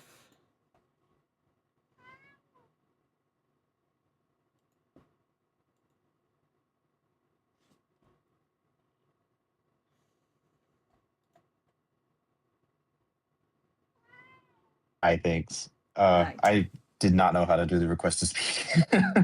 Hi. So I don't have too much, it looks like, from these notes here, but we did open up the DJ application. I put that in line with closing with panels on December 7th. As of right now, we have 9 auditions, so that's good. I've also brought on an assistant DJ lead, Renegade, will be helping me out with the operations and the dances themselves. So that'll be good. And then trying to see if I have anything else here. We added some information to the website this year for the Apply to DJ, just to make it clear to people applying that there will be some very minimal content restrictions. There was some cases last year where we did not have that, and some unfortunate stuff was played that I would have rather not had. But we have that now, and then we also have the judgment selection criteria there as well. I see an item that says DJ room requirements, but I was not sure what that entailed. That's kind of a from my understanding, it looks thing as well, because this has to do with the fact that there's a DJ block. There is a specific number of DJ rooms that we hold. And if there are more DJs than we hold rooms for, then that can be a challenge. So, so I wanted to connect you two, but Shakar is not not responding right now. Oh, okay. I was requested to, let me go Sorry, to my mic was off. I'm here. Okay. Hi. Hi. So basically, if I like to hope in a perfect world, DJs are smart enough to book in advance because there's no guarantee they're going to get a DJ slot, and hotel rooms are generally sold out by then. So the do you need a requirement or do you need a room requirement question is for them to actually say, yes, I was stupid and didn't book a room in advance like a smart person. And I do actually need a room, despite the fact that I was expecting to probably get it a DJ slot. So basically, that's just lets me know once you get all the applications in and you've done all your selections. That lets me know the names and information. I then send to the hotel and say, okay, go assign these names to these rooms and release to them for their own reservation information. Obviously, we do not pay for their rooms. Just making that noted. Yeah, I want to make that clear to them. Yeah, we do not pay for their rooms. That's all on them. So yeah, basically, I just need to know how many actually need rooms, because in the event that not all the rooms get used, that means we get some surprise rooms we get to throw out to the public to say, hey, a couple rooms opened up. Better book. Oh, they're all sold out already. And it's gone. Yeah. So that's what that particular question is for. Okay. So what I can tell you up front is that I was requested to have 18 slots for the dances this year. I can tell you up front that at 2 of those have rooms already, most likely. Perfect. And then that would just leave 16 DJs that may or may not need a room. I don't know how many rooms you have in your block, but I could probably tell you up front, just from my expectations, I would say approximately 70 to 80% of that might need a room still, or they may already have arrangements with someone else to be in their room. But that's about what I can estimate, but I wouldn't be able to give you a finite answer until after December 7th. In my infinite wisdom and knowledge of how hotels work, I have already set aside exactly 16 rooms. So, hey, my numbers are correct so far. Huzzah! So, like I said, just once you get everything all put through, just give me those final numbers once you actually get the applications in, and then I work my magic side on the other side. Okay, fantastic.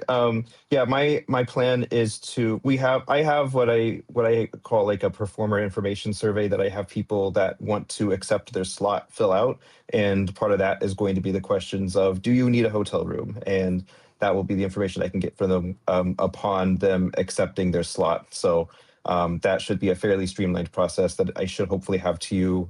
I would like to think before December 14th, well before that, but that would be at least the cutoff that I have right now for my schedule. Okay, perfect.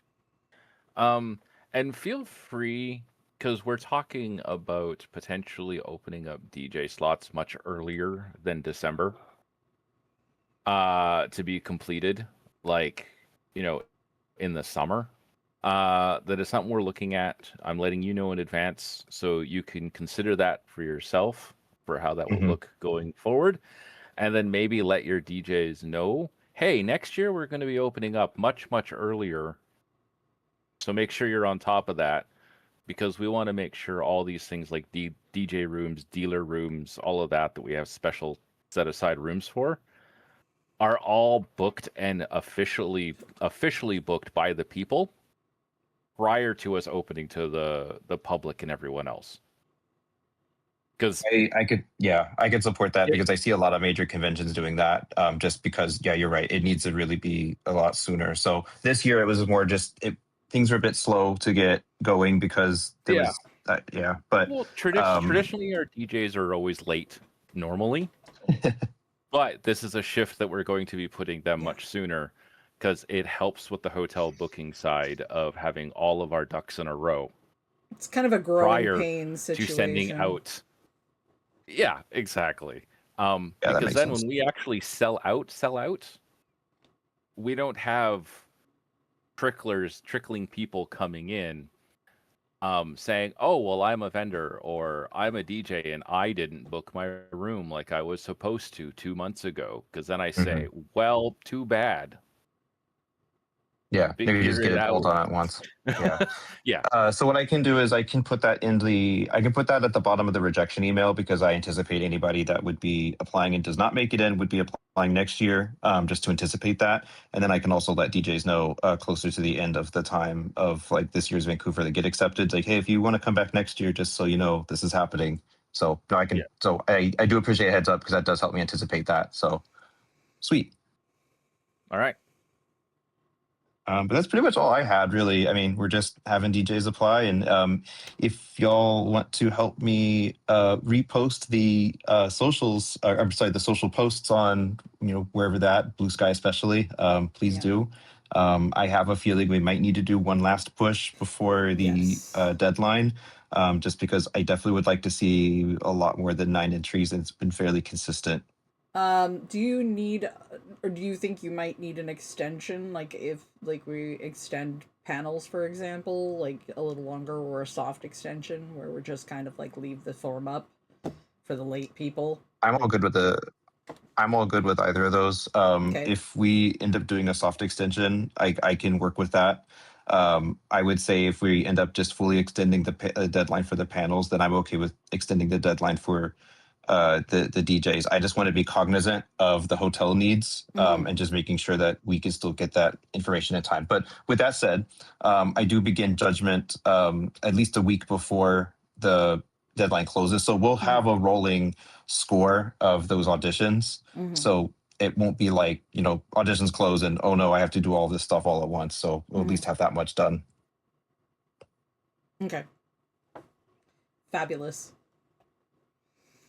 Yeah. All So right. anybody has any other questions for me, just message me. Thank you. All right, we're moving on to the fursuit parade and menagerie. So one of the things we were talking about in the photography portion is that we do want to do a predetermined photo list, so we know exactly what photos we're taking and when it comes to the menagerie, so that we will have the species and everything all listed in advance in a sign, so that people know exactly when they can line up for things. For the parade, we learned a lot of things about our new venue last year, and we also learned a lot of things about the fact that we're growing like crazy, so we're going to have to make a few changes to the parade sort of situation. One is that we are going to hand out the tags at the end of the parade, not at the beginning of the parade. All the tags will have clips attached to them so that they will be clipped onto people's ears at the very end when they come back into the room. So if they leave the parade halfway through, then they're not gonna get their tag. That's up to them. We also need to make a longer route. We have to figure it out. I don't know how yet, especially for the internal route, but the external route is a lot easier to make bigger. But the problem is we had people, the parade hadn't half gone before people were already coming back in the room.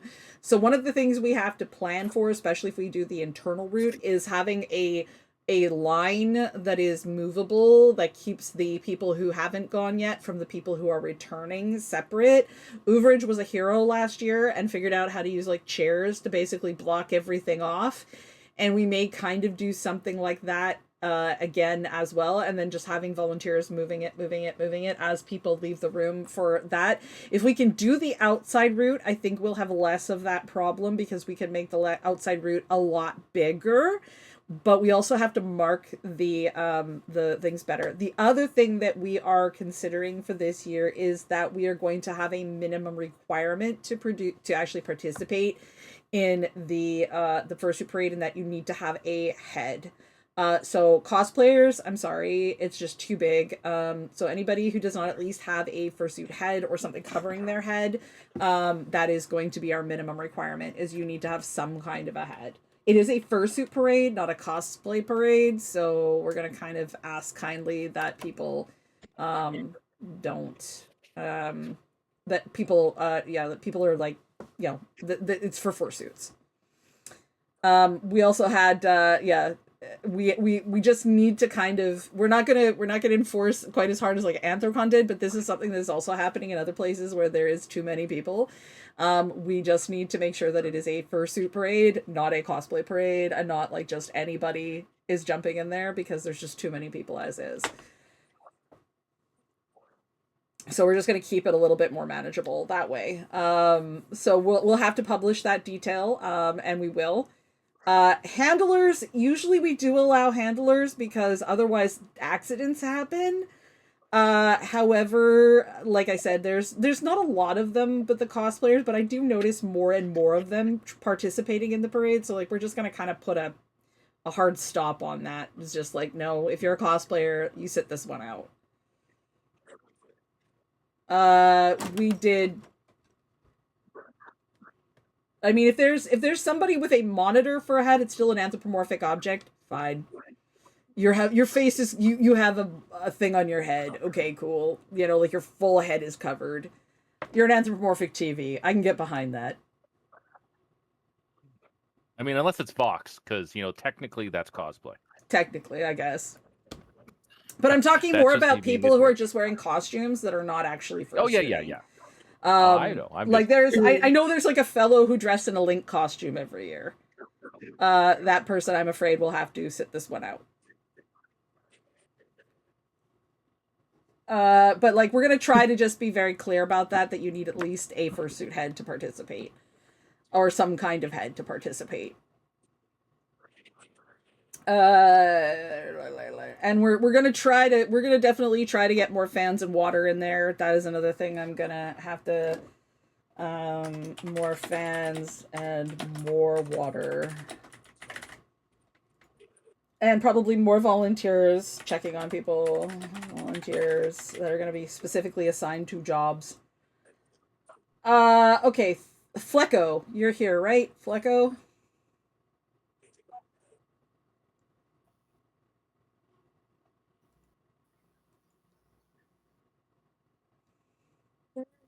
Yep, Flecko's here.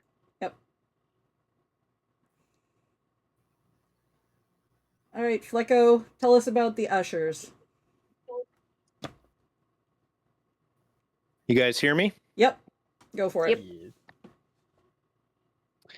I have 2 members returning from last year, so that will make this much easier because I don't have to train them. One of which is going to be my second.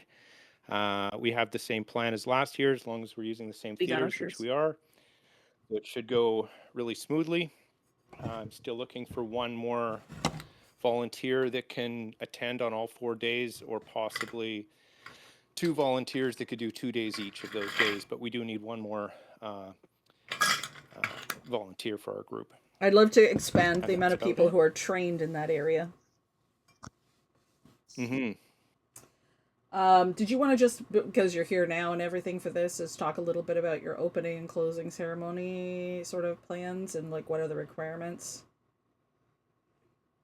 Sure. So this year we have a couple people picked out already. We have Z, who's going to come back and be Misty, and we have Oven, who's going to play Sunny, and I'm going to be the Queen of Hearts. I have a nice outfit for that, and we've been asking all the actors to supply their own outfits for their characters, which has been working out really great. Z already has an Alice outfit, and Oven has said that he's going to work on his Rabbit outfit, and I have my Queen of Hearts outfit.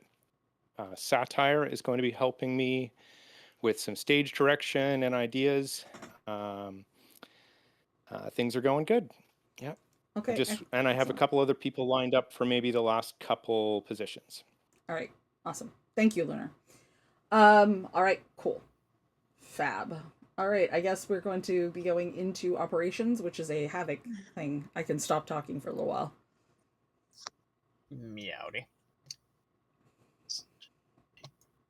I need another monitor. Alrighty. I can't see the chat and the people and the Don't worry about that. I can see the chat. I'm writing down any questions. Don't worry about the chat. I got it. So, ops, I'm not quite sure where our staffing level is at the moment. I know we are going to be looking at doing our training for ops and rangers in the new year, starting around January. Some of the things that we are looking at changing that we've been discussing.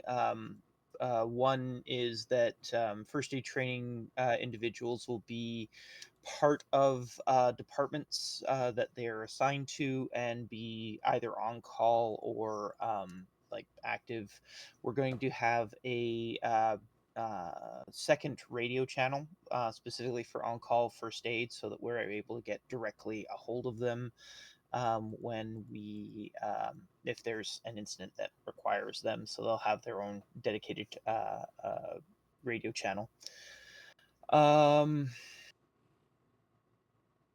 don't what's going on in December. I don't think we have much going on just yet in December or January. It's generally slow for ops at the beginning. Yeah. We have a little bit more people. I have a list. I haven't been able to get through all of them. That's on me, not on HR. But things are looking decent. One of the other things we're also looking at doing is doing something, maybe hours multipliers or something like that for after hours duty, covering especially places like party floor and stuff like that. Because we need more help up there, and also it is a job that requires pardon me, a lot of attention and stuff. So having a further incentives for individuals who take on those shifts, we're looking at doing something that will hopefully sweeten the deal, as it were. Yeah, something along those lines, Overage. Yeah, so that's for basically the later evenings, like say 8 o'clock, 8 p.m. Starting at that time, and then party floor as well, especially into the later hours to make sure that we have additional coverage there. So yeah, To not much. clarify, later hours includes up to 3 a.m. We do not get to go to bed that early, people, and if you're a night owl or if you naturally just go to bed later on, it often gets to a point at con where there's 2 or 3 people covering the whole hotel, and that's just not enough. No, it's not. And we like, as long as there are events going on, the party floor is active and stuff like that, we have to have people available and bodies available to make sure that those areas are covered off. So that's one thing to keep in mind is like as long as the con is going, we are going. So and after things shut down, we're still going for at least another half hour to wrap up everything before we can go and get some sleep, whatever minimum amount of that we can get. So having more people come and help out and stuff like that. Like last year, I think pretty much every night, me and Daedrus were like in ops and stuff up until like 4 o'clock at night. So it's yeah. And various other people were the handful that we had. So yeah, we're looking to reward people for coming and helping us in the evening. What else was there? I don't think there's much else for ops or rangers. Daedrus, do you have anything? Off the top of my head. Does Dax want to speak to first aid or Yeah, anything? Dax might have a couple things.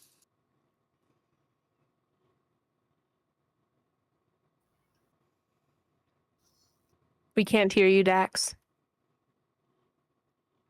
If you're trying to speak. Yeah, boo.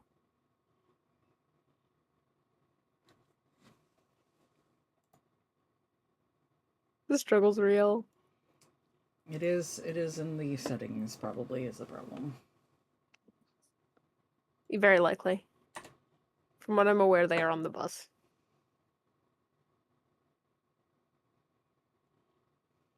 Please do not shout on the bus.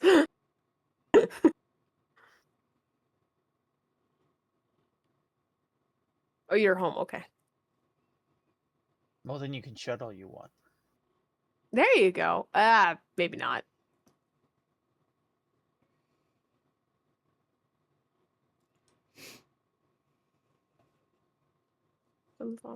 Okay, is this helpful in any way? There you go. Yes, we can hear you now. There we go. I had sensitivity turned all the way up, apparently. So with first aid, I'm slowly gathering my people. I've also been talking with Linux about possibly getting a digital form so we don't lose papers. For first aid stuff. If you do have first aid and you didn't submit it in your volunteer form, talk to HR and me. Please, I would like a small army, because basic first aid issues pop up all the time. Otherwise, I'm going to be working on form stuff. My hours at work go down starting December 1st, so I will actually have time to make paperwork. It might be worth mentioning, Dax, that what the hotel requires for first aid responders. Yeah. As far as I've been told, we just need a basic first aid, but it needs to be a valid ticket. So you need the actual certification that's saying that it's within date, and you need to be able to carry it on your person during any time that you're on call. The one piece of feedback I got last year was that there was no distinguishing features of staff members that are on first aid, because not everyone's going to recognize name tags or faces. I have no clue if we are allowed to have a sticker or something to say, like a first aid shirt, maybe, or like an apron or something, some We kind. could make the same tags as we use for media, but write first aid and have a different color. No one's going to be looking at bad ribbons when No one's going to be looking at everything anyway. What's important is that we need something that is more easily visible and identifiable. What about a hat? Well, we could do like something. a hat. I was also thinking like an armband. An armband would be good. Or a Also bandana. be aware of giving don't break any conventions. Don't use the red plus sign.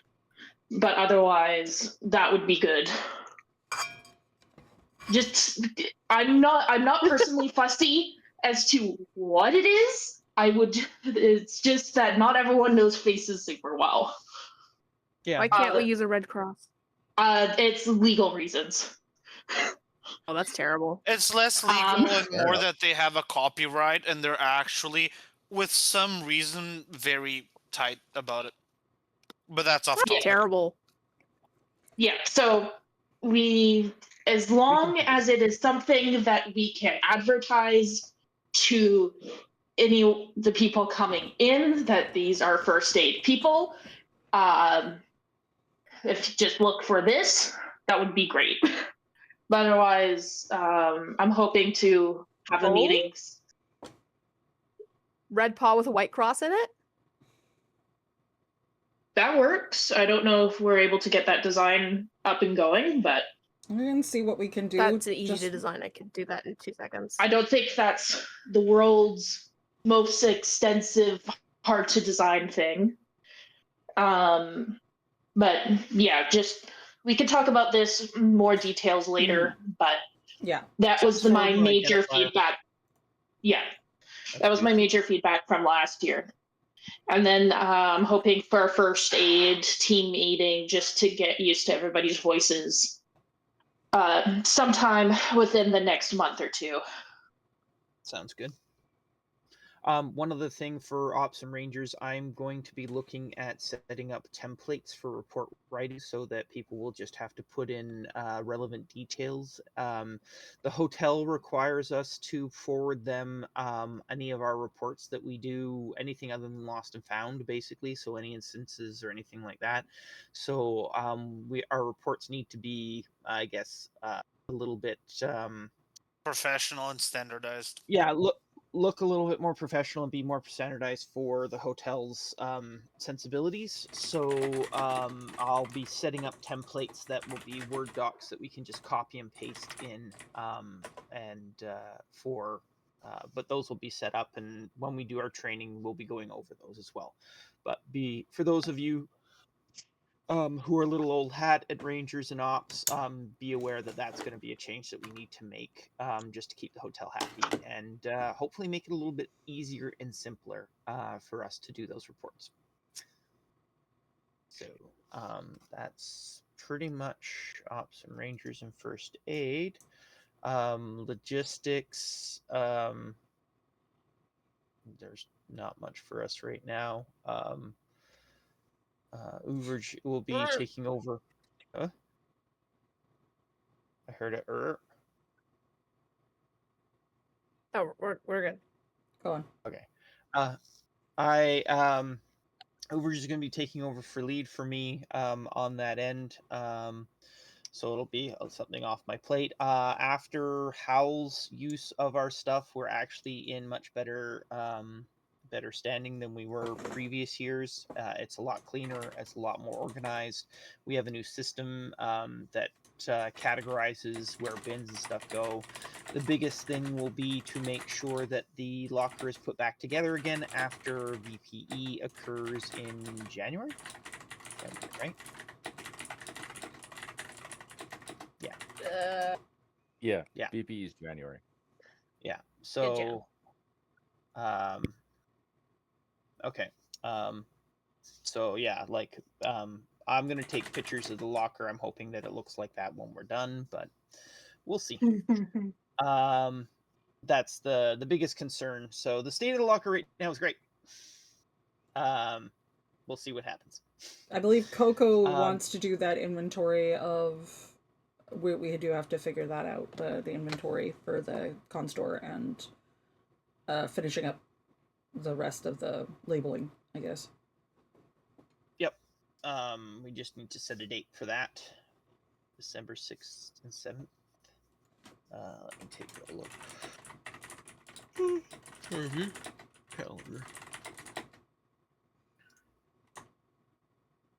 Next month coming. There we go. So basically, not next week, but the weekend after, Coco, is what you're looking at. I think we might be able to manage that.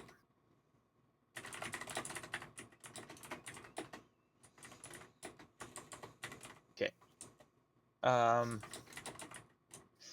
So, Mist. Mm-hmm. So we'll do like 6th or 7th. So Okay. that's not next weekend, but next. So, so logistics is, and there isn't much for logistics right now because that's normally an event thing. Although I do know that we want an inventory of our IT gear, because Vanilla mentioned that down below. So we do have to, we might be able to tackle that on the 6th and 7th when we're in there. Hotel, Shakar. Yeah. Big All right. boys, go. Yeah. So because of our much higher earlier registrations, which is great, naturally that means we sold out sooner than expected. We haven't even released to the basic registrations yet. We are working to get more rooms, but the hotel is basically sold out officially. So there is not very many rooms to be gotten. We're going to get some. Now, here's the curious and annoying part of how the hotel rooms work. It's the shoulder nights, and a shoulder night, to describe what that is basically Thursdays and Sundays and days outside of that. Friday and Saturday are the official event nights. Those are where we have our highest numbers, of which we still have some. We still have room to book those. But Thursdays and Sundays basically sold out because the hotel actually has more people who check out Friday morning, business people and all sorts. And they have a lot more people outside the con that would be checking in on Sunday night. Again, usually business people that are, working in Vancouver or Richmond. So because of that, those nights are sold out. They're going to try to see if they can squeeze a couple more rooms for us for those. So we are hoping to be able to get more longer weekend runs, but it at the moment is looking like we're sitting with only being able to sell Friday and the remaining Friday and Saturday nights, which means people are going to have to move from one hotel to one of the overflows to the main hotel on those 2 nights if they really wish. There will be people, of course, that are only going to want to stay for those, 1 or 2 nights. So, that could work in our benefit as well. But that's where the hotel is sitting when it comes to rooms. Again, we did not anticipate, we had more rooms this year than last year from the hotel. So we increased our room pool, but we did not anticipate a 45% increase in our registration numbers. Clearly, a lot of people got on the bandwagon of, hey, we should maybe reg early and reg higher so we could get access to those hotel rooms. That is our going theory on what exactly happened and why we suddenly went out faster, because we have more patron supporters and sponsors.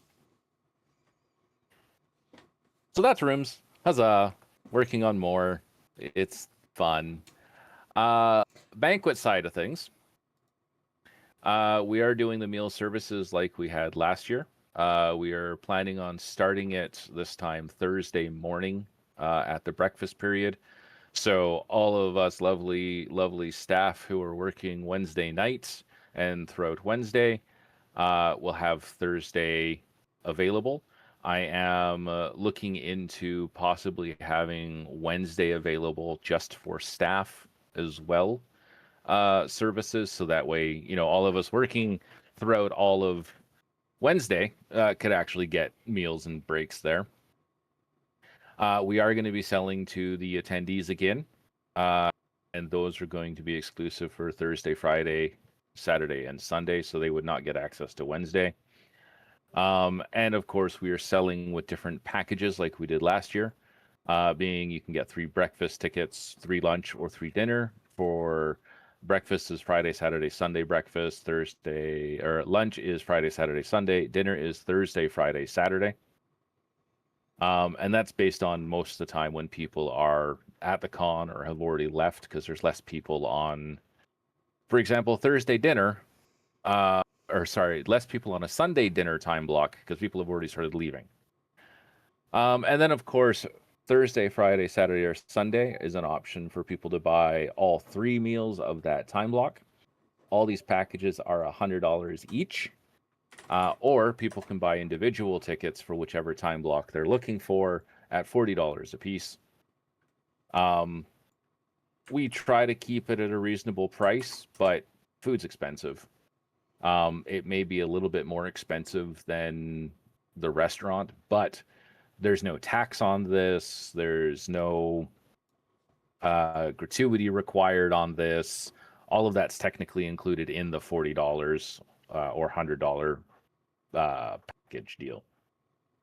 As for the meal options, basically we're going to be doing similar to what we had last year.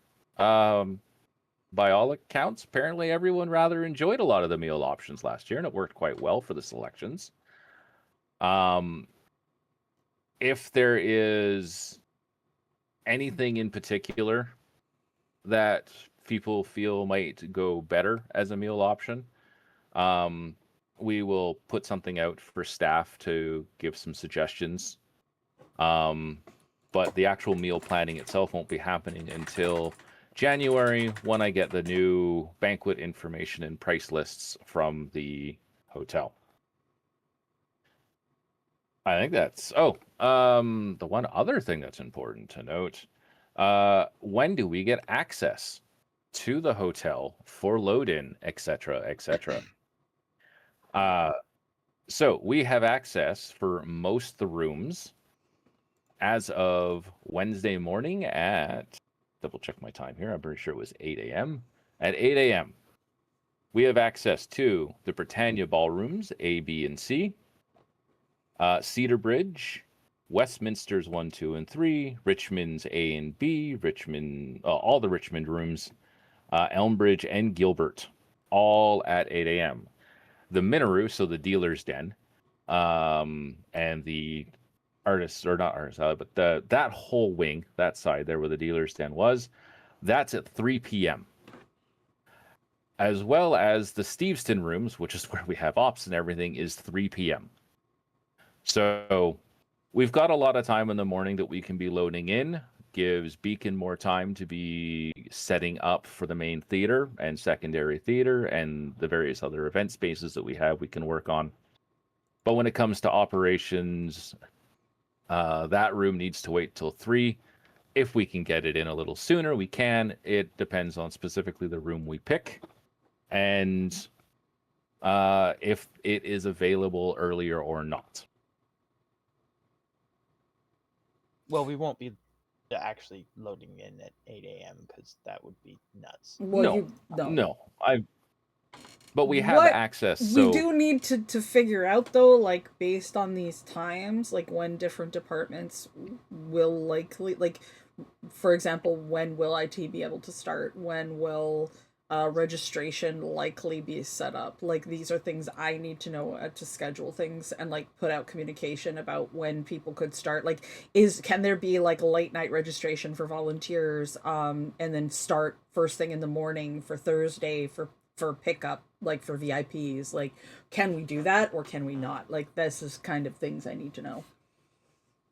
By 3:00 p.m., we will have access to everything we're owed. So registration, which is out in the hallway, I believe is where we're going to be putting it again, like we had last year for the majority of it. That can be set up in advance because that counts as the Britannia ballroom area. So we'll have that at 8 a.m. So the second we pull in and start unloading, we could, in theory, start setting it up, which means we would be available for that evening for volunteers to start getting their badges early before all the VIPs and everything the next day. It should be set up that morning. And if we're not really rolling in until 12 o'clock, 1 o'clock, 2 o'clock, depending on logistics scheduling, we'll fall into that 3 p.m. time window without a problem because we'd have to spend the time unloading into the main ballroom anyways, and then dispersing from there. So if we're scheduling that we're arriving at the hotel between 1 and 2, we should see no difficulty or real major interruptions in our process. And at that, we're still several hours ahead of the year before, which was 6 o'clock. I do want to just So- make a quick note to leads for just to note this so that it goes out there, is that you are responsible for getting your stuff to your area. You are personally responsible. So any leads listening, you are responsible for fetching your stuff from the main theater and taking it to your area and starting setup. To clarify, there are volunteers that can help you carry it, but if the volunteers do not know what your stuff is and where it needs to go, it will not move. You are also responsible for you need to packing your coordinate stuff up properly and making sure it gets back to the main theater for load out. So I want you to be aware of this. So one of the big things is that we can get you hands to go and do things, to move it, to help you set it up, but it is up to you to direct those hands and to have a plan as to where your stuff is going. Like, you are the one that knows. Don't assume that anybody else knows what your setup is or what you need it to be. You're the one who knows. You're the lead.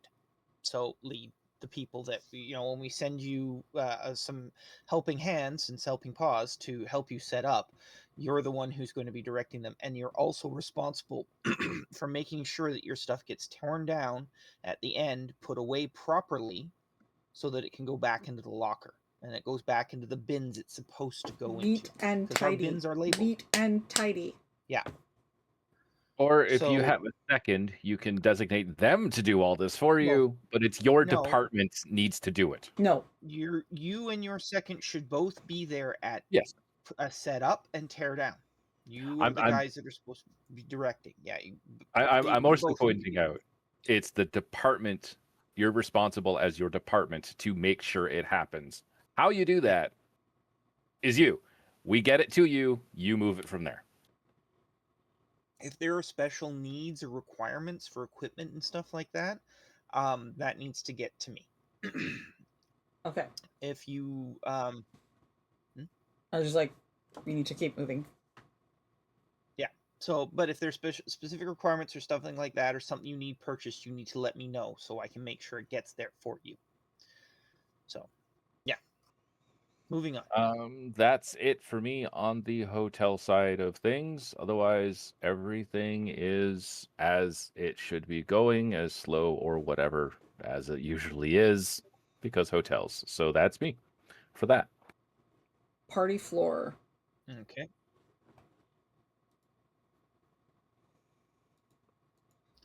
I don't think Shepard, you know where Alexi we is are with here. that? I know you were. I can cover this then. I wasn't sure if Alexi was here. So party floor applications have come in, and most have been approved. I think there's still a couple decisions being made for the buffer floor. They have all of those that were approved for the main party floor or the buffer floor have had their rooms booked. At least the link was sent. If they failed to book after getting sent the link, that's on them. So now it's just a matter of getting the final official names and information, so I can give that to the hotel and say, oh, put these particular rooms on these particular floors. So party floor is all set up and done and ready. It's just a matter of officially getting the rooms set aside in the right area. And then, of course, we've got our party kits for the rooms, which we did last year, which we're going to, I believe, be doing again. Correct, Havoc? Yeah. Yeah. And then the same is Terry Cat Mom apparently is looking into harm reduction supplies as well to go with all of this. And yeah, no, I believe that's it for party floor. There's Pretty a weird basic. question Pretty simple. in the checks that I'm just going to bring to your attention. It says, I know I was approved for the party floor, but I'm in another room, so never booked. Have you informed me or anyone that you already have a room you're in that did the booking for you? Is the answer that I will need to know. Most people have, in those cases where someone else actually booked the room because people need credit cards, etc., etc. Well, it's also like, if you're in another room with a bunch of people, are they also all party floor people? Because you would be put on the party floor. I hope so. Okay, well then you need to contact Alexi via the Telegram channel, which I do believe you're in, and let him know, and as well email hotel@vancouver.org to let me know that it was your party room is booked under somebody else's name, and I need to know their legal name so I can give that to the hotel. If they haven't booked, well, then you've got a problem. So let's hope they actually booked.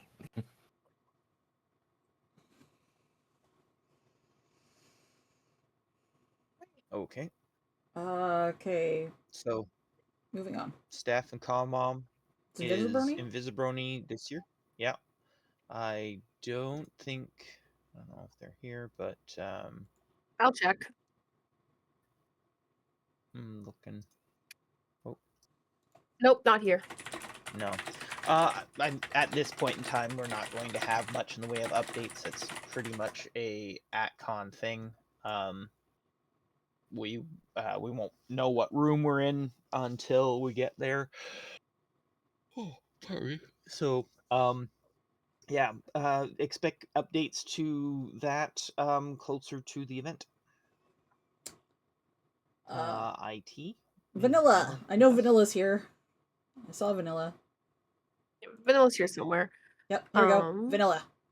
Just so you're aware, I will have to go soon to make dinner because my child will be home in the next half hour or so. Okay, we're trying to plow through this. You're getting there. Yep, we're getting You're there. good. Almost. I'm just warning you. I had a feeling it would be a long meeting. I just wanted to warn you. Yep. Where did it is did it work? Get Vanilla Vanilla? Sunk did. Yeah, I gave you permission. Vanilla. Did you send an invite?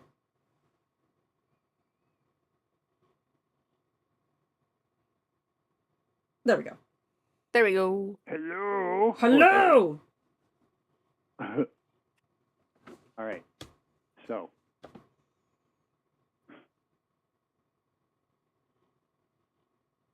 Too many windows. Okay, so I told that my purchase request went through, so maybe we won't be using Meraki this year. That would be great. Yep, it's been ordered. I will see if we get it.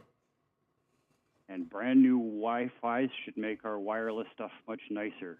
We've got 3 planned for the dealer's den. That should give us 750 connections in that room alone. Everything Oh, thank else, goodness. brand new stuff. Still have Merakis for backup. Right. I do see some questions in the notes regarding if we need more equipment. I'm going to leave that for now because I need to set up a form in the upcoming week to see who wants or needs what so that I can answer these questions properly. What's in the meeting notes for numbers in their basically in their current state spell out what my expectations are, but I need people to tell me if there's anything that I missed or if I'm wrong. That's usually the case. IT work starts after VPE because they need the equipment. Yep. I will be performing preventative maintenance on all of the equipment. All of the Windows 10 will be going to Windows 11 wherever possible, and I have my tricks around it. Don't worry about it.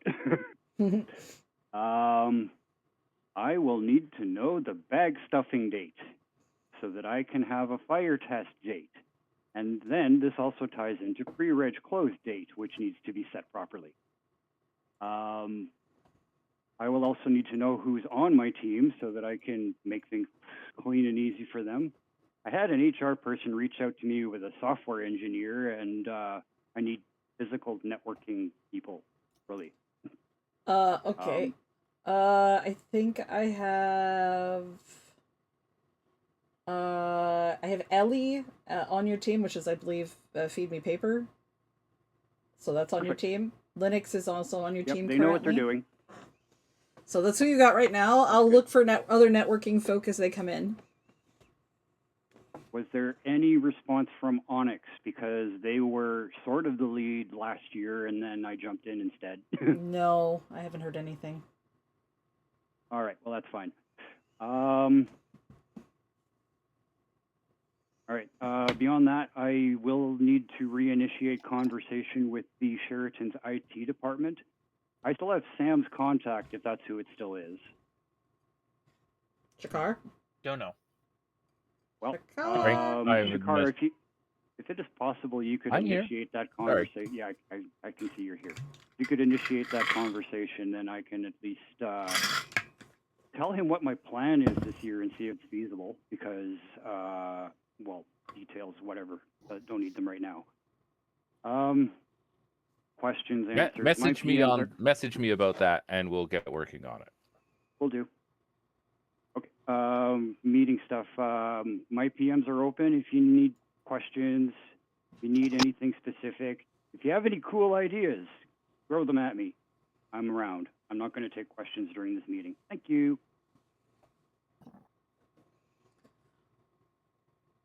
Okay. Are you going to be doing the talking for charity, Shakar? Or No. Is or Zevia Zev gonna is here. Zev? Oh, Zev here? Okay, I didn't know if Zev was here. Yeah. I mean, a lot of people in that list, so yeah. Yeah, it's hard to Yeah. see who's all here. Zev, you need to put your hand up.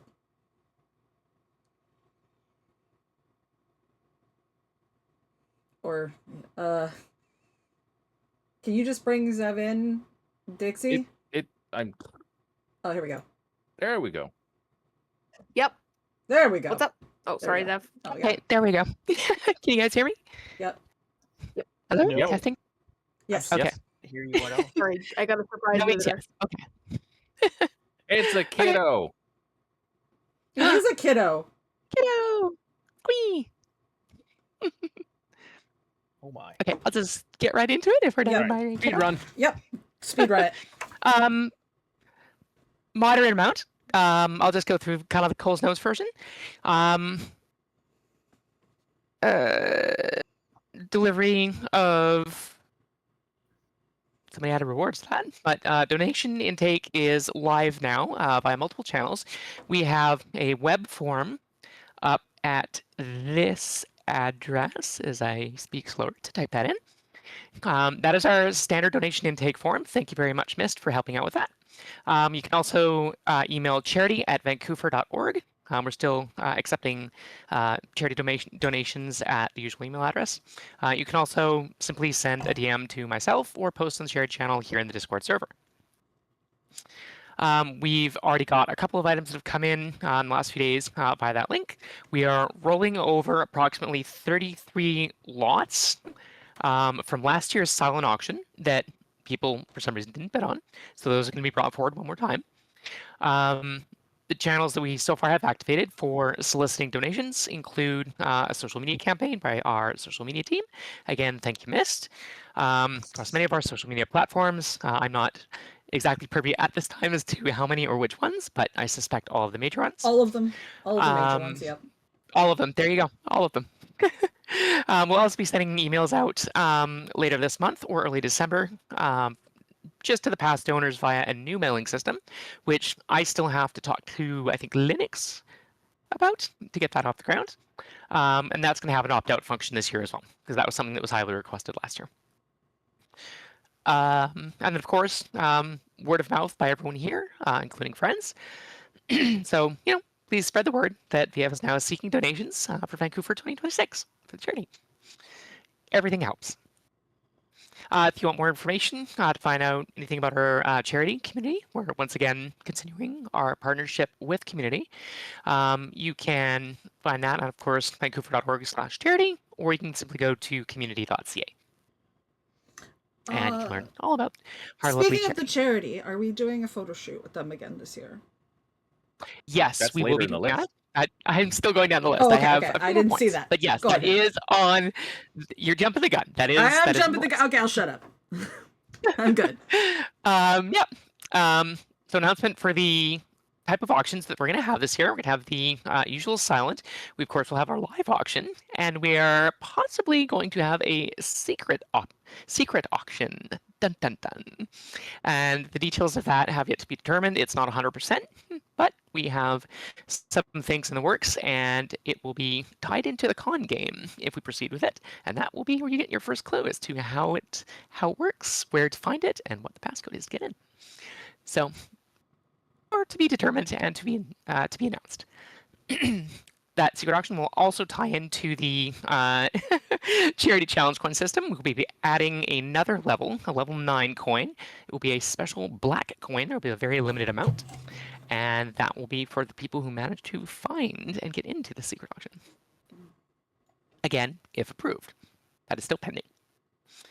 Otherwise, we're going to keep improving on the auction format. We're going to keep things up from last year. Maybe a few less items in the silent auction just to give people and things more space. And then, of course, we're going to make the live auction a little bit more efficient. And maybe this year we'll actually have our metal paddles to hold instead of getting shafted by our shipper last year. So I'm not sure who's ordering those, if Havoc's placing an order or if somebody else is, but that's something we're going to be looking into, is improving the quality of paddles, and pretty much the entire process.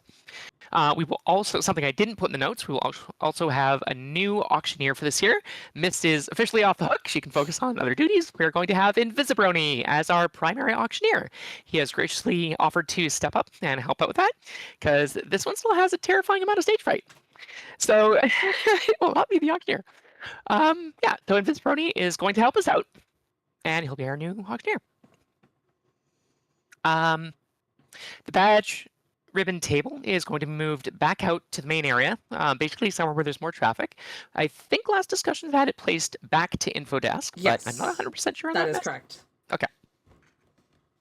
Yeah, so the area that we were in last year, not quite the throughput we were expecting, and it was very efficient and difficult to handle the crowd there.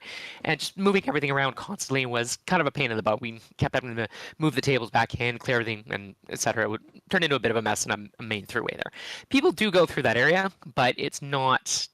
We need more exposure for that, so we're going to move that back. What else do we have to discuss? Stuff upcoming in the following month or two.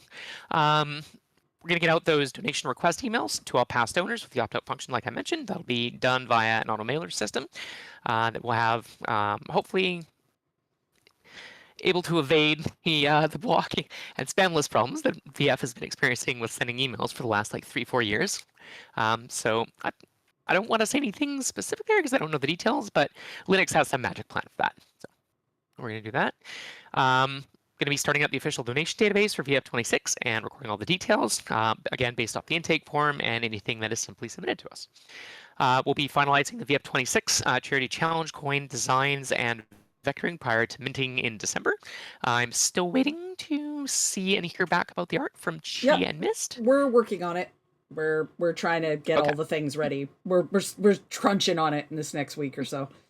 Okay, we do need those designs by December because that's the latest we placed the orders we discovered last year. Everything needs to be ordered in December, so we're all like, ah!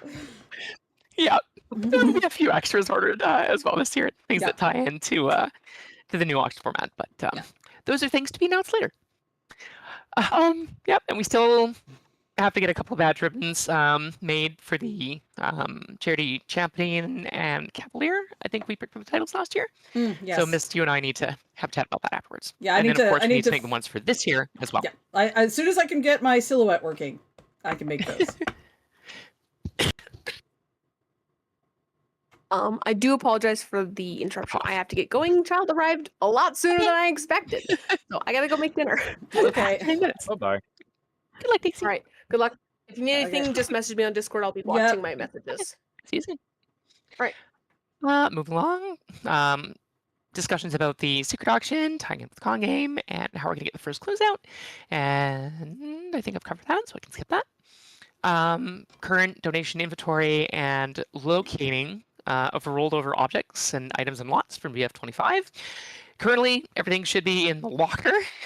So when people go to do the locker, please look out for anything in boxes labeled charity and for that to Shikarai. So we can all at the back of the locker. Yeah. Okay, because we're gonna get started on the inventory for those 30 plus items. Yes, and we still owe Astra a case or a holder of those. That is something that has been on the back burner, but just life has gotten in the way. So we haven't managed to get the bonus extras done for our full collection charity challenge coin holders. Again, big thanks to Astra and Sidley and all the rest who took part in that and made that a huge success last year. You can see Astra's wonderful collection in the picture that they've posted in the chat channel. Hey, that's why they're there. Well, Don't forget, if you want to win the actual challenges with them, you have to have at least your highest denomination coin with you at the con. It is still part of the game. Incidentally, which you all just lost. Carry on, sweetie. Carry on. Yep, I know. So yeah, we're gonna do that. We have donation check from VF25 proceeds to be handed over to community this December. We're still calculating the final amount. There's still some things that have to be tallied. I gotcha. I know you're gonna get some of that. So once we have the final number, we're gonna do the community, but we're probably gonna schedule the photo op and the check hand over for early December, possibly at the end of this month, which is traditionally how we've done it. But it just depends once we get the numbers and when community is available and when they say we can do it. Yeah, that's pretty much all I had in terms of notes for charity. So yeah, second verse, same as first, streamlined, more efficient, more effective, bigger things to come, double editions, and seeking donations. Tell your friends. Okay. Awesome. Okay. I can't wait to I get go silent that now. photo Bye-bye. so that I can throw it up on social media and pair it with an ask. All right. So we're going to go into HR volunteers, which is my domain right now. So, so currently staffing is, we have had, just as a thing, is we've had, scrolling down, 230 applications for our staff, like for staffing and for volunteering. So we are a little behind in processing them all because that is a lot. And we have a very small team. So we do have an index that you can see in the, there is a staff directory channel in the staff channels that you can access the directory from if you want to check what staff has been officially hired at this point, especially leads if you want to look. I will remind leads that when we send you guys names and stuff, we kind of need a response back as quickly as possible because we're trying to hire these people within 48 hours if we can. Obviously, if we're not getting a response back or we're getting, it's very long time to get a response back, we are waiting longer and longer and longer for people to get hired, which is not ideal. Yes, we would love some help, Hawthorne, sure. But it does not help when other people don't answer our emails or our questions to like, do you want this person? So we have had to change because of the volume of volunteers and sort of how things are evolving with us growing and stuff. We have had to change some things. So I would like to talk a little bit about those, and they're going to be a little bit, let me just grab my notes here. My cat keeps blocking my notes. Every time I go to read from my notes, my cat just gets in the way and I cannot see anything. Okay, so one of the things I wanted to talk about, and we've talked about this a little bit before, is what is a volunteer and what is staff, because we've had some issues over the last few years where we've had people where we kind of did it an old way and everybody was kind of volunteer and staff interchangeably, but now there's actually kind of a delineation. This is kind of new. Basically, a staff member is someone who has been accepted and assigned to a department. So they've been pre-hired into a department before con, and they've gone through the training for that department. So you have to be both hired and trained to be considered staff. If you have not been hired into a department, like a department outside of Helping Paws. Helping Paws is its own special thing. I will get to Helping Paws in a minute. But the staff is the people who have been hired in advance, have gone through training, and are either a multiple year member of a particular area or a lead or a second or something like that. So they are basically they have been pre-hired into that. A volunteer is someone who has not been hired into a specific department. Most of our volunteers live in Helping Paws. You can always earn your way into being staff by applying to a department, and we'll get into that, exactly what that process looks like. But right now, if you're only at con volunteer, like you just show up at con and be like, oh, I want to help, you're a volunteer, you're not a staff member. Staff members have to be pre-approved and pre-hired. So this is a little change from this year. Helping Paws are considered volunteers, and I'll tell you why. Because Helping Paws is sort of our rebranded, reimagined general volunteer pool. Helping Paws are usually people who are either first-year volunteers, youth volunteers, volunteers who can only work a very limited number of hours, because almost all pre-con roles involve some kind of pre-con commitment, either to attend meetings, training, or some other kind of pre-con work that is required. There are some roles in our organization which are exclusively pre-con work. So Helping Paws, the motto of Helping Paws is many paws make for light work. So the point of Helping Paws is to fill in the gaps where we need people, but not necessarily need either a lot of skills, or we need particular skills for, or we just need to fill in the gaps. So Helping Paws are going to be able to take shifts in many different departments, so they get an opportunity to sample a bunch of different areas to figure out where in their, especially if they're a first year volunteer and a second year, where they would like to live or apply for in the future. So it's a very good way of getting kind of a smattering of all the jobs, is to live in Helping Paws. But if you can only work 1 or 2 days, or you have very limited availability, you will probably get put in Helping Paws, because most of the other teams require people that are available on all the days. So you're unfortunately going to be kind of limited if your availability is more limited, in the sense of like where we can put you, because where we need help. And then it's going to be a matter of when the scheduling does start happening in January, after the primary schedule is done. We're going to start placing people, and people who are pre-hired into a department get priority for their shift choices. And then Helping Paws will get to pick near the end where we have empty places, when we know where we need the extra help. So that is basically what we're kind of doing. Like I said, I am, there are some areas where training is less of a thing than maybe prior experience or ability, like, or maybe previous skills. Like for theme, for example, that's all pre-con work. That's 100% pre-con work, with the exception of setup.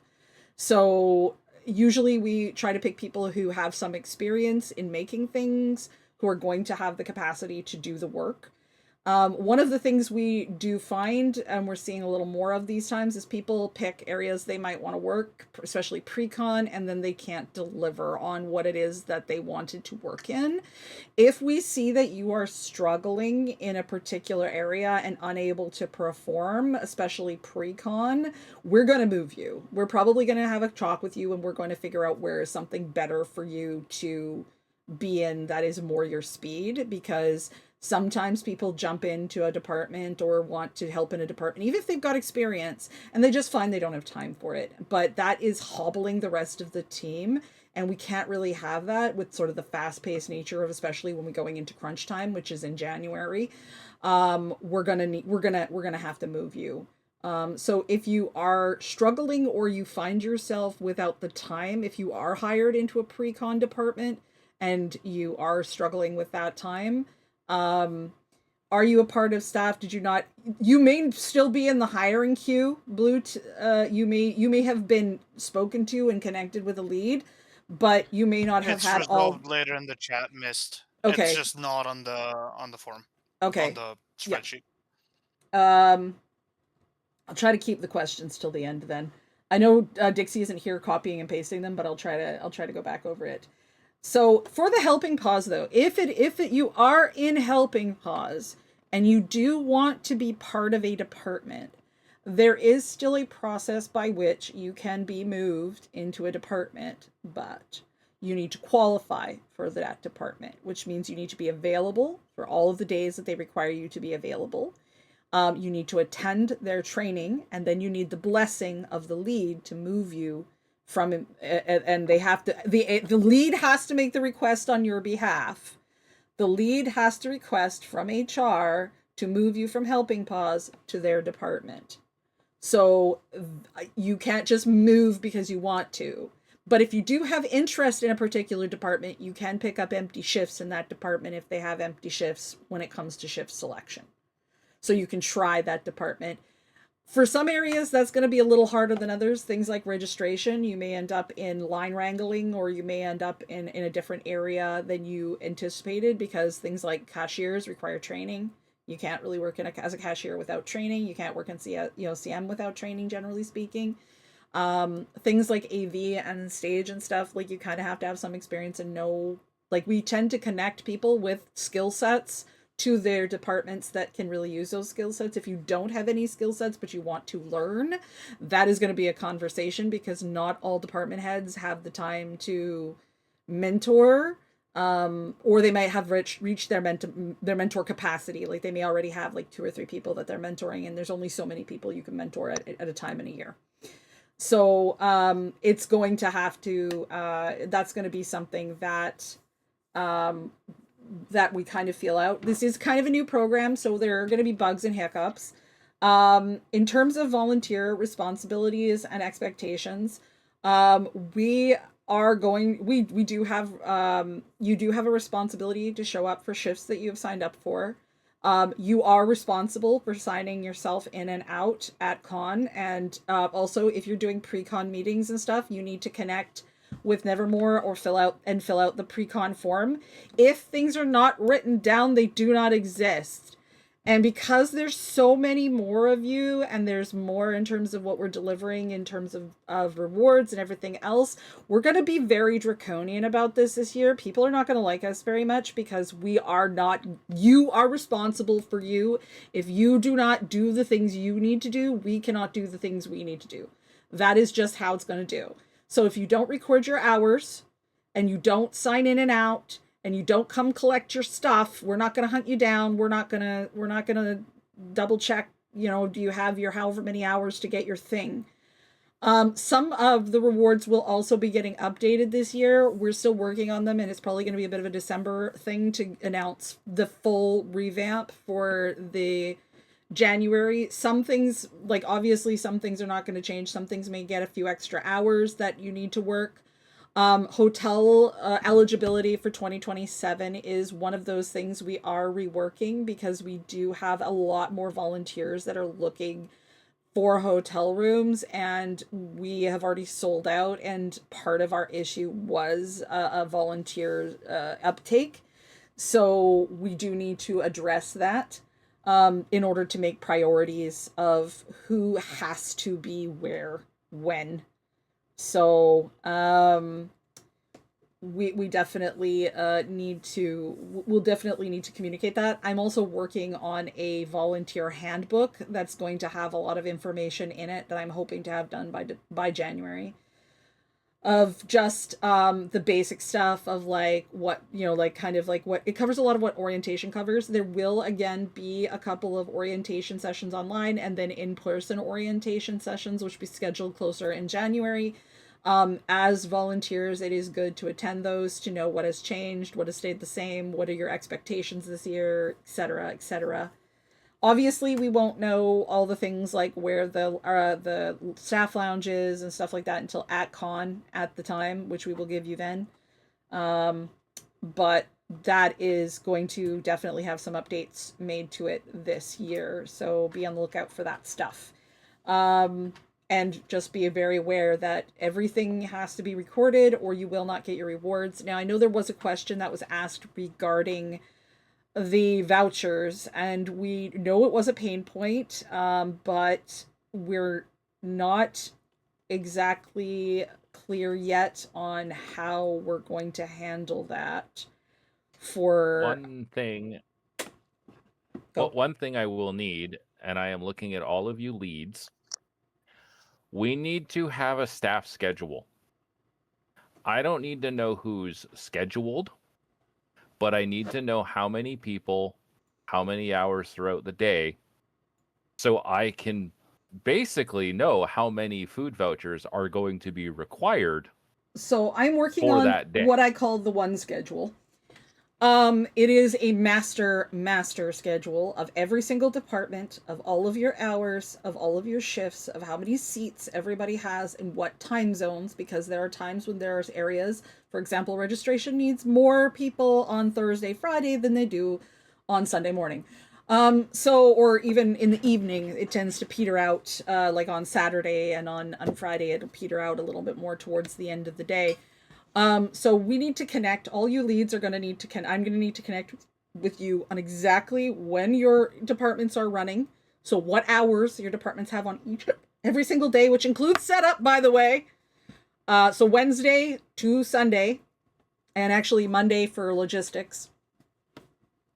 So I need to know every single day that you are operating, all the hours you are operating, how many seats you have, and the positions you have in that area. I'm going to check in with you guys because I am going to have this master schedule, which I am going to hand to Shakar.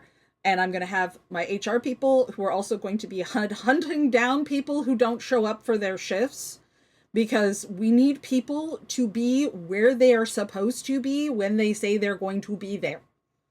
So if you commit to a shift, you are needed to be at that shift, which means you need to account for your sign-in time outside of your you don't show up for your shift. If you're scheduled to start working at 1, you're going to need to sign in at like 12:45 and then go to your shift and be there by 1 to relieve whomever you're relieving. We need to really make sure that we're stepping up to relieve the people that need to be relieved and not just screwing people over because you're like, I don't want to do it. That's not cool. If you cannot, for some reason, do your shift, you need to communicate with people. You need to communicate with the HR folk that you cannot do the shift. You need to talk with one of us. You need to get a response from one of us so that there is acknowledged and recorded. And my HR people will be getting a full-on training session about this, of how to manage this, so that we can actually handle any kind of, because I mean, stuff happens. We know that sometimes, you know, people get sick, people, whatever, but we need you to communicate. We absolutely need you to communicate.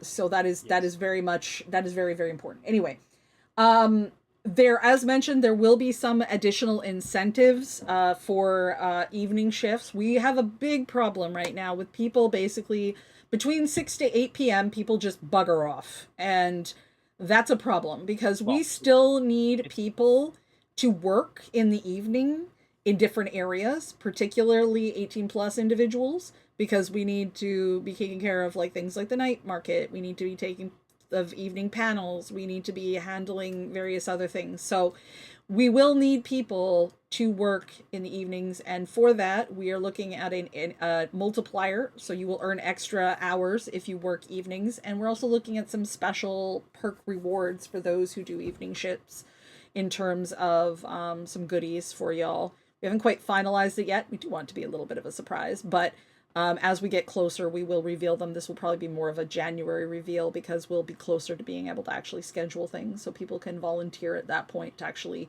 say, I volunteer as tribute for nights. But we really want to get it to a point where the people do not have to die. Like this same 6 volunteers don't need to die over con because nobody will help them. And that is the problem. Nobody will help them. One thing that works as an automatic incentive, if you are bad checking or line wrangling or helping with Dealer's Den or with After Dark Bazaar or any of those things, there will be a moment where it will be quiet enough and that you can just go into the room and see the things without having to stay in line. Help out, people. We need it. Yeah. Yeah. We basically we need it. After 6 p.m., between 6 p.m. and 8 p.m., the vast majority of our volunteers go away. So after 8 p.m., we're running on less than a skeleton crew. Maybe about 6 people to cover the entire con space and every event going on at that time, if we're lucky. So, and that's the Daedalus, myself, Mist, we're all up and running everything and responding to everything that goes on in the entire convention, and we need help because there's times that we just can't be like, if I'm having to respond to some sort of incident, I can't be stuck badge checking, which last year I did multiple hours on the dance floor because we just didn't have bodies to do badge checking at the door. We really need that help. We say it every year. We still need it. After we're growing. 8 PM, if we're looking at a 50% growth rate, there's going to be that many more people we have to deal with. We're going to be dealing with more things, bigger things. We need people to work nights. If you want to party, pick one night to party and pick one night to help us, please, so that we can get some sleep or some relief or some ability to like have a little bit of time to decompress, because otherwise we are running on maybe 2 hours of sleep for all 4 nights.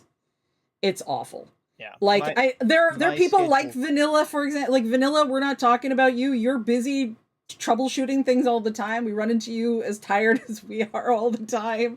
You know, there's definitely a highlight. There are some people who are definitely stepped up and are doing the same kind of hours we are, but what we need is more people to step up in the problem areas so that other people do not have to.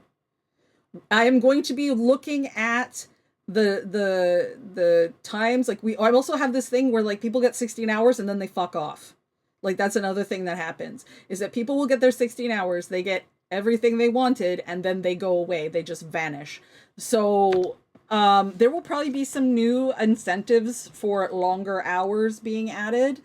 There's a good chance that Hotel XS is going to have more hours added as a thing. It's not going to be 16. It's going to be a later amount of hours, because we also don't want it to be like the same, like you get all the same things on the same number of hours.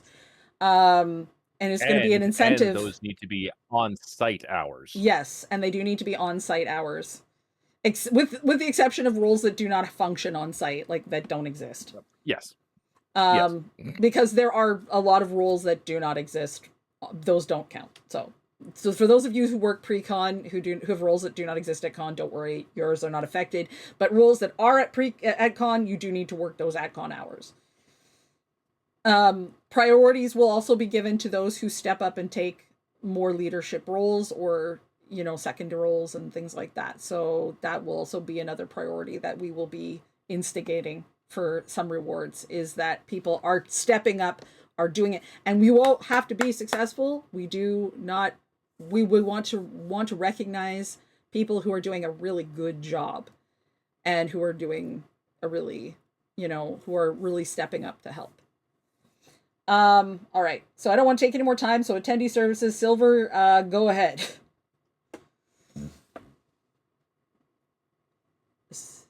Hi everybody, Silver here. I'm new to the executive staff, so hello everybody. Good to be here.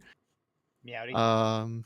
I will be doing just a really quick overview of kind of what I've been doing. Really like make it nice and short for everybody. Okay, so first and foremost, as far as attendee services like equipment and supply requirements, spaces and stuff like that, I can't really do a whole lot until I have access to like a map of the con layout and possibly a volunteer schedule, which we'll be setting up and establishing as time goes on. But until I kind of know where things are at and who needs what, I can't really take action on that. So that one's still to be determined. As far as concierge goes, I think my Vancouver business email is still linked to that.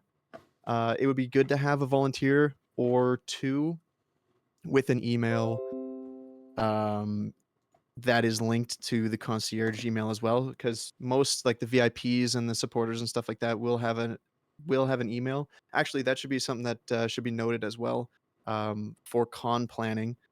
When VIPs or anybody above base tier is going through registration, they should receive at least some kind of information that they have access to the concierge system and service, where basically they have an email that they can email and it goes directly to attendee services, and someone at attendee services can prioritize that to assist them.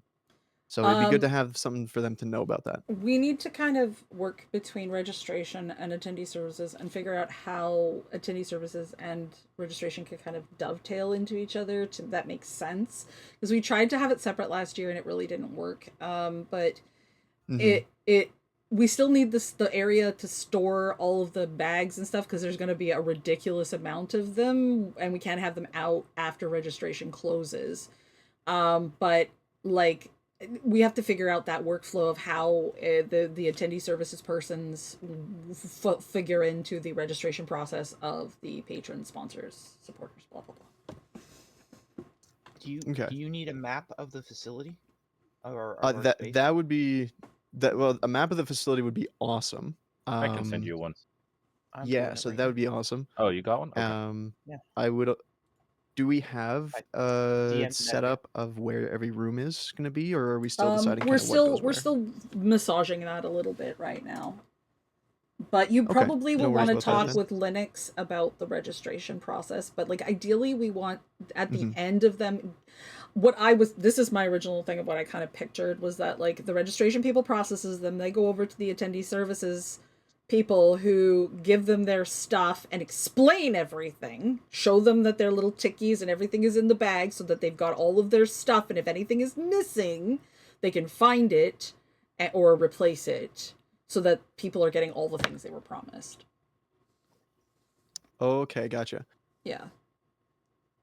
Would there, yeah, so we'd have to talk about layout then, because it'd be really Mhm. good to have a table on the row where registration goes, because Mhm. like last year when we had people going from attendee services and back and forth and Yeah. VIP registration, that kind of stuff, it was definitely a little bit of a mess around for people. Yeah, it wasn't really working. It would be really good. It'd be really good if how last year how people lined up down the wall and then went around the desk Mhm. to register. If there was a table on the end of that loop where as people finish their registration, they walk down the end of the line, and then there was the attendee services desk there, or some way for us to have it set up where, here's your paper, go bring it to this desk if you have swag bag kind of stuff. Okay, apparently vanilla can be looped in and it knows how that sort of works. So like maybe I'll create a Discord group after this for like all of us to kind of connect, and I'll show the kind of layout I was playing with in terms of like where I thought the tables could live, just knowing that space really well. Mhm. And then we can try to kind of figure out what that looks like together and discuss how we can make it better because we want to make it the best experience it can be, obviously, as fast as possible. Yeah. And still get everybody their stuff, but also all be connected into the of how we make things work together. The other thing that the concierge has done traditionally is also email things out to them and like have email conversations with the patrons and stuff. Like MCAT can kind of go over that because she handled it last year. So if you want to ask Em about how she did it, that would be great. Yep, I was M's number one for that system, so There you go. Can go through that for a little bit. Yeah. But moving on, I touched base with Hawthorne as far as accessibility stuff. We had a little bit of a meeting, talked about that for a little bit. So as far as accessibility goes, we're still kind of figuring out where things go for that. The supplies and stuff and coordinating with ops on like the quiet room and stuff. Oh yeah, Hawthorne, if you want to step in on that, absolutely. Yeah, go ahead. You can jump in. I just straight up have permissions to add myself in. I will keep it brief, but I will also be long-winded if that makes sense. Just quick, essentially what our team went over in that meeting was we just did our initial introductions, went over some of our older policies, see if anything needed to be changed. Everything on that front, in terms of like front-facing, back-facing documentation, seems hunky-dory. So that's all good. Right now we are essentially working on basically just like figuring out what any supplies list we need, because like if I understand correctly, our box in the storage is running a little bit low, because I understand like stuff sometimes goes missing, and like there was like stuff we gave out in the prior year, so I might need Yeah. an inventory of our box, and then I can start making up like an inventory list, and then potentially hopefully requesting for certain things. Of course, also like working through our individual team schedule, but I'm assuming that that's something that's going to be working on closer towards the con, and of course appointing a second for my team. But I also want to take this opportunity, because we are all in a meeting and this is the best time to say stuff like this.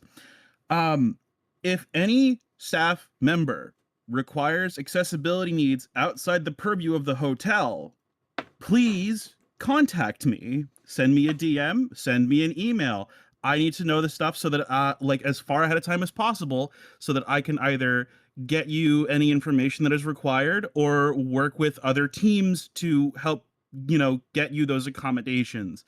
So please make sure you like send me a message, or if you message the I believe info, they will redirect you towards me. So if anybody has any accessibility requirements, whatever, please communicate that to me.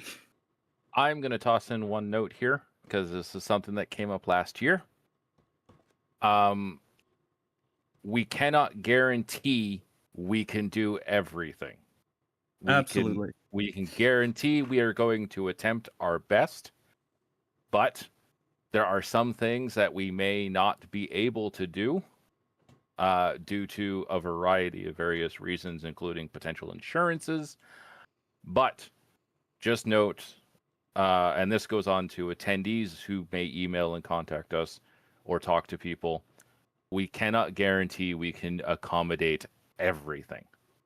Yeah, we can do what we can. And a major one as well is, especially, we cannot guarantee any kind of medical grade accommodation. No, we cannot rent wheelchairs. We cannot get anything like orthopedic seating. We cannot do that. The best that I can do for you is get you the resources to get stuff out yourself. Yeah, we Or can't for take you to on give the to other people.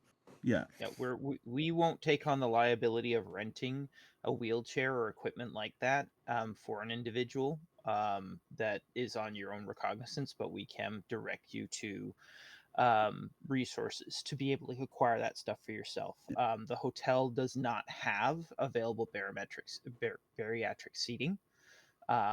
We can do what we can to attempt to accommodate with what's available, but we can't bring anything in to the hotel that isn't belonging to the hotel for that matter. So that's not something that we can provide. Yes. And the last thing before I step off, I might try speaking with hotel team on something like that to involve other accommodations that would be able to help, like that would be helpful for staff. But again, I don't want to get anybody's hopes up, and I don't want to like say anything out loud because it's still got to be worked on, and Do you need but I more will be speaking printing with done? hotel. In terms of printing, I would need inventory on that, but I think if anything, probably more stickers and rack cards. But again, Yeah, I would need inventory on that. I think you guys need some. Yeah. Anyways, that's it for me. If anybody has any questions, please don't hesitate to reach out. Okay, fursuit headless is. I don't think Sniffham's here. So Silver. I haven't reached out to Sniff'em yet, so that's on my to-do list. So I'll get that figured out pretty soon here. I did talk with Sheer, or sorry, Lucky. Yeah. I talked with Lucky. They're looking for preferably 2 attendants that are cash trained. I think Sheer's here. If Yeah, I think I saw Sheer Yeah. out of luck here.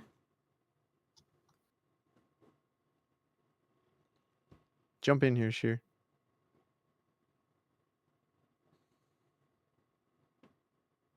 Hello, can y'all hear me? Yep. Oh. Fabulous. All right, so I can train people in cash handling. It's just preferred. And I've gotten some practice with the Square card reader. My partner's mom runs a coffee shop, so helps.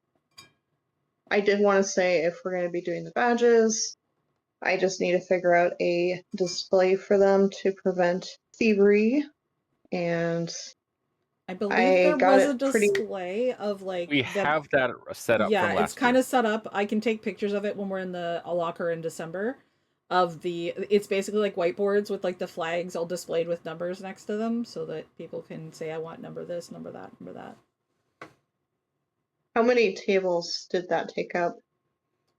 2, I Well, think. we'd get easels that we could put behind the table as well Yeah. for people. I mean, to, obviously we'd put like, them on number easels, blah. but I I've do already have accounted easels for for the 2 tables for Infodesk. I did account for that already in my layout.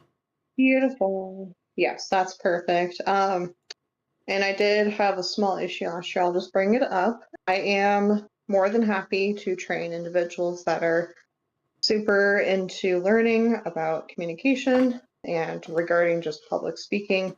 I know it can be intimidating, especially when 3 people are asking 3 different questions at once, but if someone has accessibility issues with hearing, speaking, orally, informing other people, I would probably recommend visiting other departments. I don't want to discourage anyone. I have dyslexia personally, but it became a problem and that person kind of ghosted us, so we were left with one less person. So it was kind of a pain, but I just want to leave it open that I am more than happy to mentor people into public speaking or cash handling.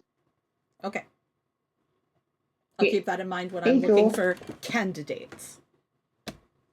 Excellent. And then is there any questions y'all have for me?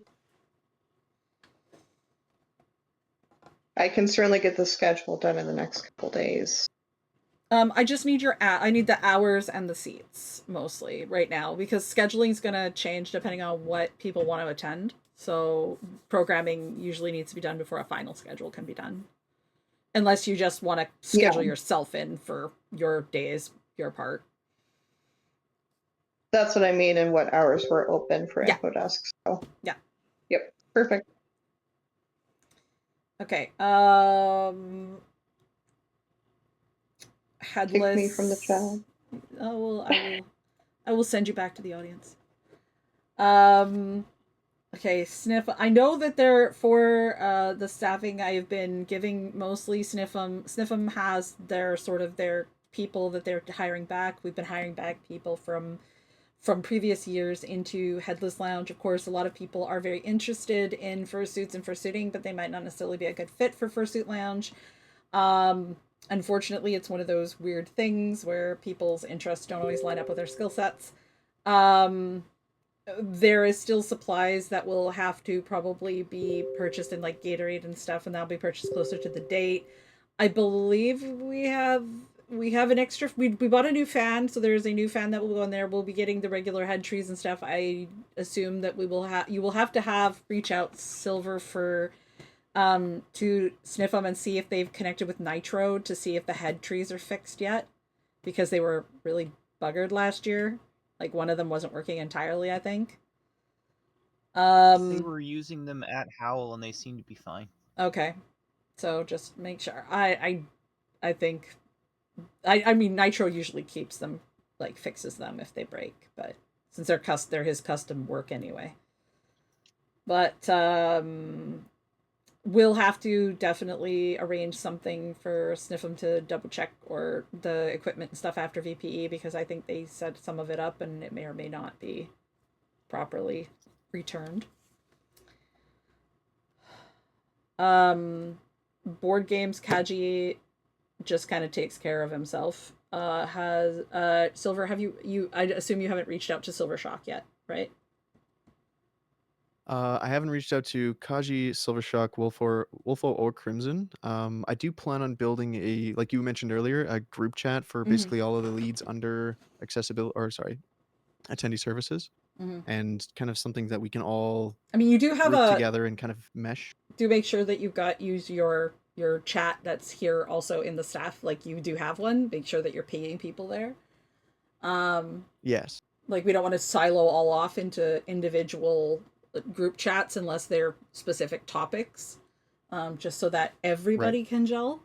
But Silvershock is a contractor. We pay Silvershock to do things, so Silvershock's kind of is under Arcade Rats, so you'll have to reach out to them. Wolfo and Crimson have been going on in the arcade chat down there, so I don't know if you want to just see what they're all up to, because they're just having at it already. So it looks like they're excited. It sounds that what I saw from the chat was that they're looking at bringing in an extra cab for the arcade. That's a non-rhythm cab, but it's a small one. So they were talking about the layout of the room and such, and I think Crimson might be looking at bringing in a 5th pinball machine. So you might want to just go down into the chat in I think it's in where the heck is it? Games Rooms. There's the Games Rooms chat down and under attendee services. That's where they've been having this conversation. You may want to poke your head in and be like, "Hey, how's it going, guys? What y'all do?" Okay, gotcha.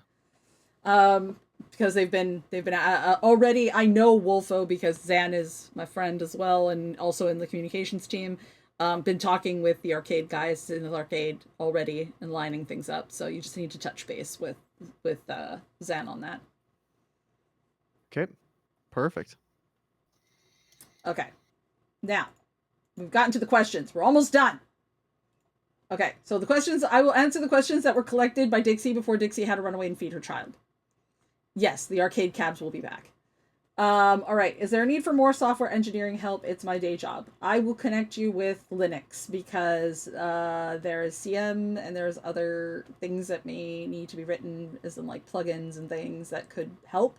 But I kind of defer to Linux on that. How late is late evening things? I will be willing. Generally, late evening is from about 8 p.m. till 2 a.m. Most things end around 2 a.m. Possibly later. It's late. But there's any time in there. Like if you only want to do like 8 to midnight, you can, but we're really also looking for those late night owls who are up between like midnight and 2. If you're willing to help out for a half hour, that's often enough to give people time to go to the washroom and eat instead of adding 4 hours to the end of the 12-hour shift. Yeah.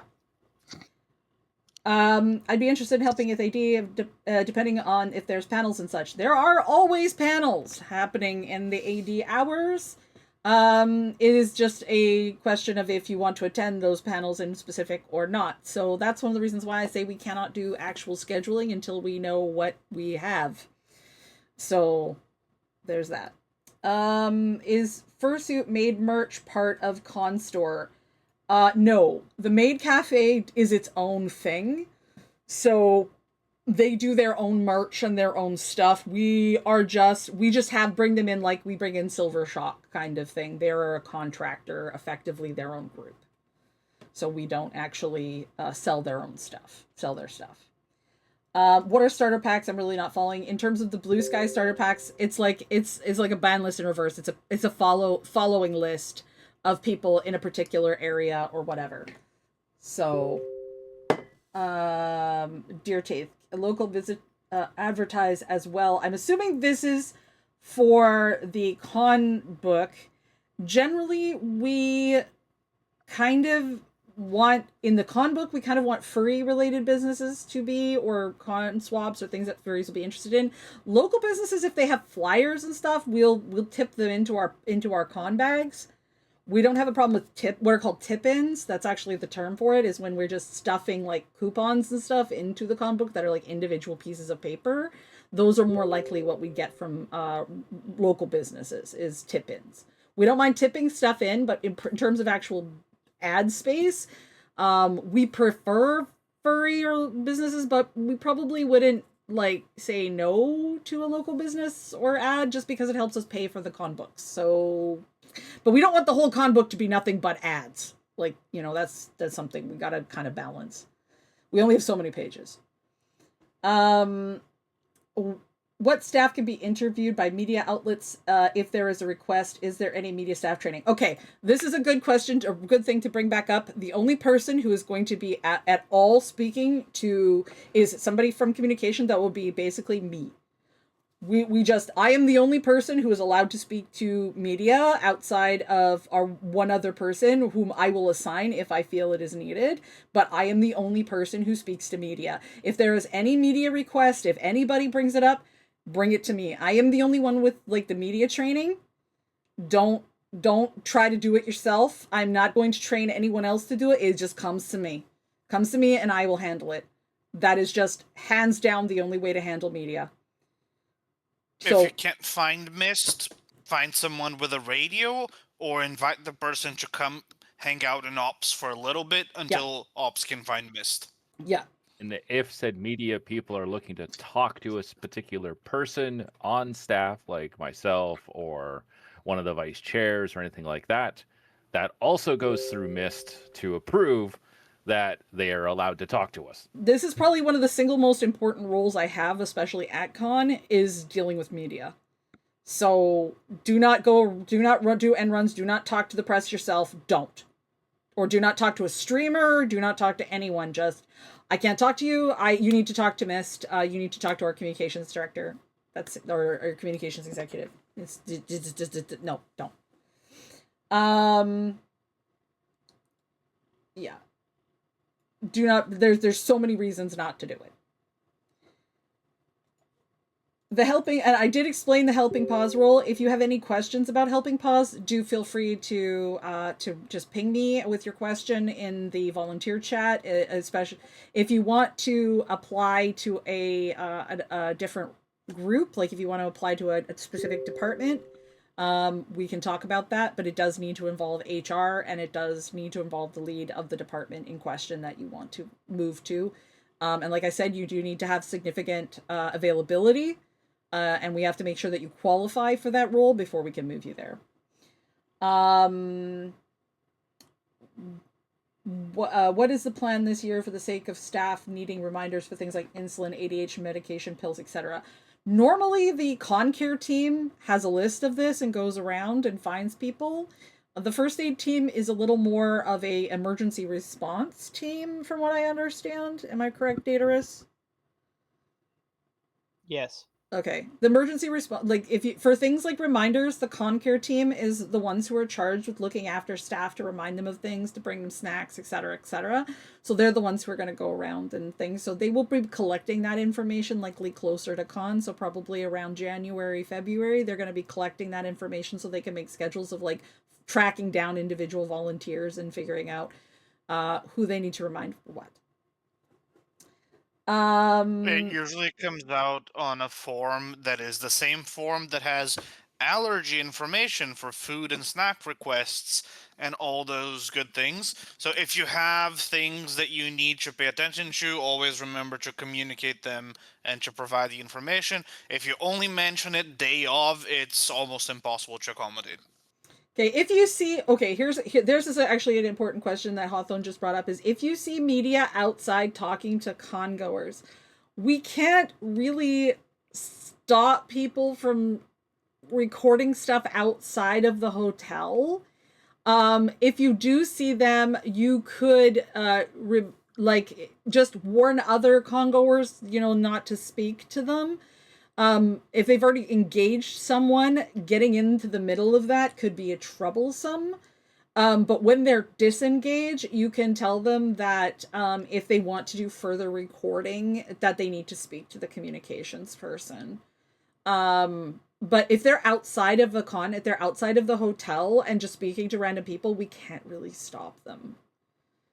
It's only inside the hotel that we have more influence over sort of what they can and cannot do. And even then, it's a little restricted because there are still areas in the hotel that are public. There is no expectation of privacy in those spaces, so they technically can record. We're just trying to direct them to areas where that is kind of a thing. And if they are traditional media, like if they're like CTV or Global, then you can just be like, oh no, you need to talk to our person first. No. Like you need to talk to this person. Like, please come talk to our communications person before you do any further recording. Just so that we can coordinate on this. And you're gonna have to use all of your technical, you do not want to say anything. You have to be very careful about your wording choices when you speak to media because they will twist it. So you have to be very, very careful. Okay, volunteers and meal tickets. So Shakar, you were saying about the scheduling, like because the pre-scheduling. I assume this is because you want to have a good idea of who's going to work enough hours to qualify for each meal. Yes? Partly, yes. The other one is the hotel is very specific in wanting numbers of people that are being fed.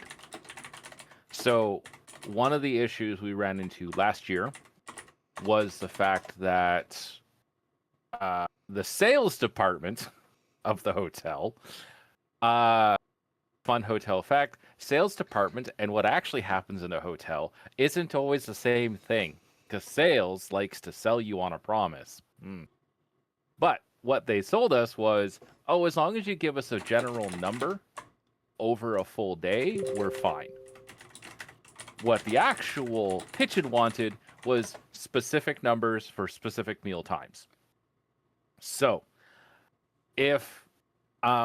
because of that, I need to know specifically how many people I am likely to be feeding, say Friday at lunchtime. So if we have your schedules and the master schedule that Mista's going to be building, we can count in that and say, okay, in the morning before lunch, we have 45 staff members working, volunteers and staff working. Okay, so I'll need 45 meals, most likely. And then, of course, we look at what we sell to attendees, we add that in, and then I can give the hotel an actual number. That is the primary reason why we need that, so we can actually get the numbers, so we don't run out like we had a few issues before last year because it was all kind of a little bit more haphazard. Growing pains, new way of doing things. But this time it's going to be much more specific in numbers, and obviously we're going to add a couple extra just in case, because sometimes, a random extra person gets brought on for a shift. But that is the reason why we need those specific numbers, and that is more or less how the distribution is going to work. It will still be that when you sign in and out of your shift, that is when you get your vouchers. The vouchers will be with HR. And because you are required to sign out for your hours so we can track them, and we are holding everyone accountable for this, that is when you get your vouchers. So make sure before lunchtime you at least come in. And if you're still on shift, you can say, hey, I'm on shift for another hour, but I want to get my voucher so it's ready. And that's a discussion to have with HR. But you need to be able to clock your hours, so that is where you're going to be claiming your tickets, which will be there in the hopefully very close to appropriate numbers, because we will have a schedule of actual how many people we have where. I'm trying to get some equipment to organize the HR folk a little better, so that things are in little bins, so that they can just pull it out, grab a ticket, hand it over. So we're not fumbling through boxes of stuff to try to find your rewards. So it's a lot easier for us to go, okay, this is the reward, it'll all be labeled and everything. So hopefully that will be a little bit clearer and a little bit easier for the people at the desk. Hoping to have 3 people on the HR desk. That is my hope and plan, but we'll see at how that works. HR is another one of those roles that you need to be heavily trained on in order to properly function, and cross-trained with ops and blah, blah, blah. And ops has to be concentrated with HR, and it's a thing. So it's a very involved department, which is why we kind of have to pick people who have skills for that kind of work. The last question I have on is what is the parking situation for the trucks? So there's one before. Oh, do staff staff pay for meal vouchers? No. If you've worked your hours, yes, the answer is no. If you've worked your hours, you get your meal. It's 4 hours per meal. So you work the hours before you work. So if you worked in the morning, you will get your lunch ticket. If you work in the afternoon, you get your dinner ticket. It's whatever you work. It's whatever the next meal after you worked is. So that's what you get. But no, you will not. As long as you work your hours, you don't have to pay for meal tickets. But if you do not work, you do not eat. That is the rule. No work equals no rewards. So that is the way we do things. It's just like, you work your hours, you get your paycheck. You work your hours, you get your meal. That's how it works. What is the parking situation for the truck? Oh, sorry. Go ahead, Havoc. There may be one consideration to that, and that will be after hours, people working after hours and working late. We may arrange for those individuals to get a meal ticket, so in the morning they can get their breakfast and get it earlier, so that they will be able to work the night and not have to worry about eating. Early meal ticket. Okay, so there's a question about early meal tickets for Thursday morning. So those are primarily for people who worked on Wednesday. So at the end of Wednesday, see me and get your tickets for that morning, please. Since I'm pretty sure everybody who is going to be qualifying for that is probably a lead. Just come see me, find me. I need to make sure that I'm available, but come see me, find me. I will have the tickets because HR. And if Mist for some reason doesn't have them at a particular time, then Shakar will have them. So one of us, find one of us. Yeah. And I can answer the last question if you want. Yes, please do. And For the also, trucks. I will just remind you that there is a car show, so we'll have to do that again. Yeah. Okay, so parking trucks. This is, I'm guessing, because it's from Uberidge, this is in regards to, of course, our moving trucks and whatnot that we'll be renting. There will also be the yes. arcade truck, and probably the one that brings the cabs. Yeah. Well, and The of course, there's logistic Beacon's vehicles. truck and his trailer.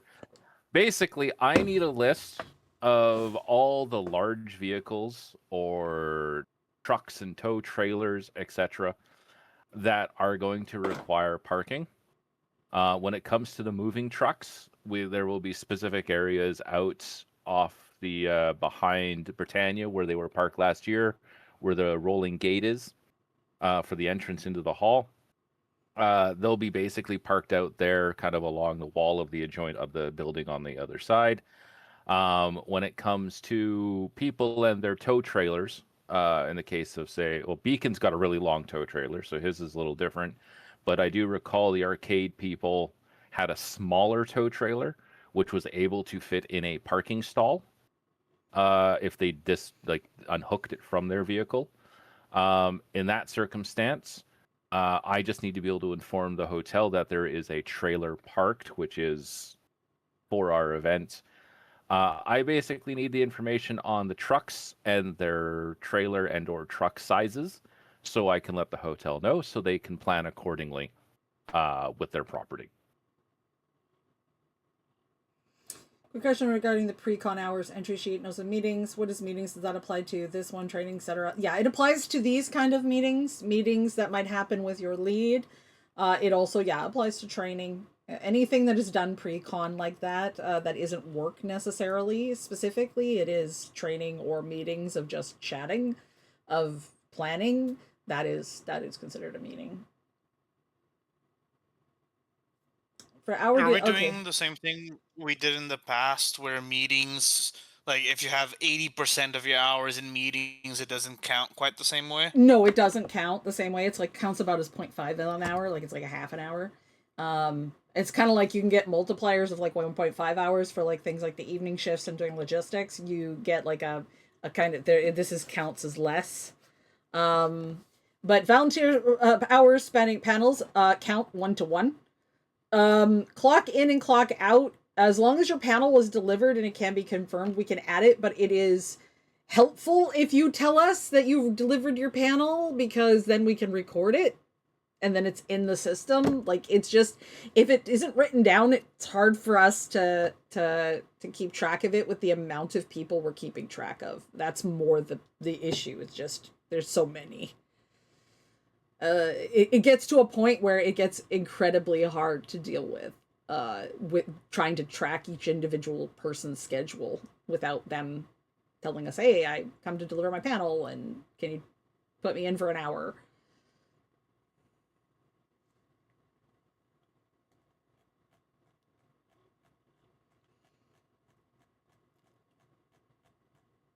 Yeah, if you want them to be recorded, yes, you do need to put your hours in for this meeting. How many meetings have there been for thus far? Well, only one general meeting, this one. There's been a few individual department meetings, I think, and some chair meetings. But that's, I think, it's been a very meeting light, a very late start this year. Everybody's been dying in their own respective lives.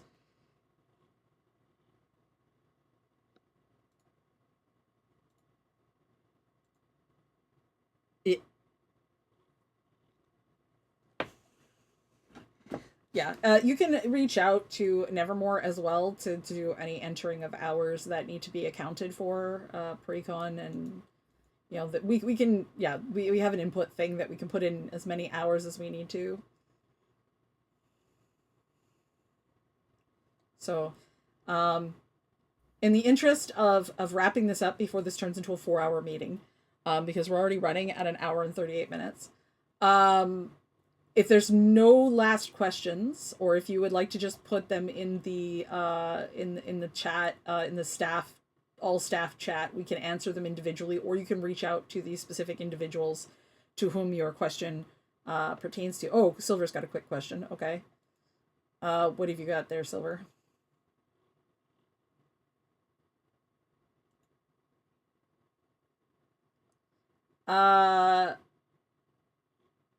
Yeah, we could also do that. We could make a general content creation zone to stop people from doing tic-tac dances in the halls. We can definitely look at essentially content creator zones. Oh, I mean, like, also stuff like the photo booth and stuff like that are good places for that because they're not So- getting the background. Okay, so Helping Paws will get pins and ribbons. They will have to meet a minimum hour requirement to get a shirt. Assuming there are shirts left.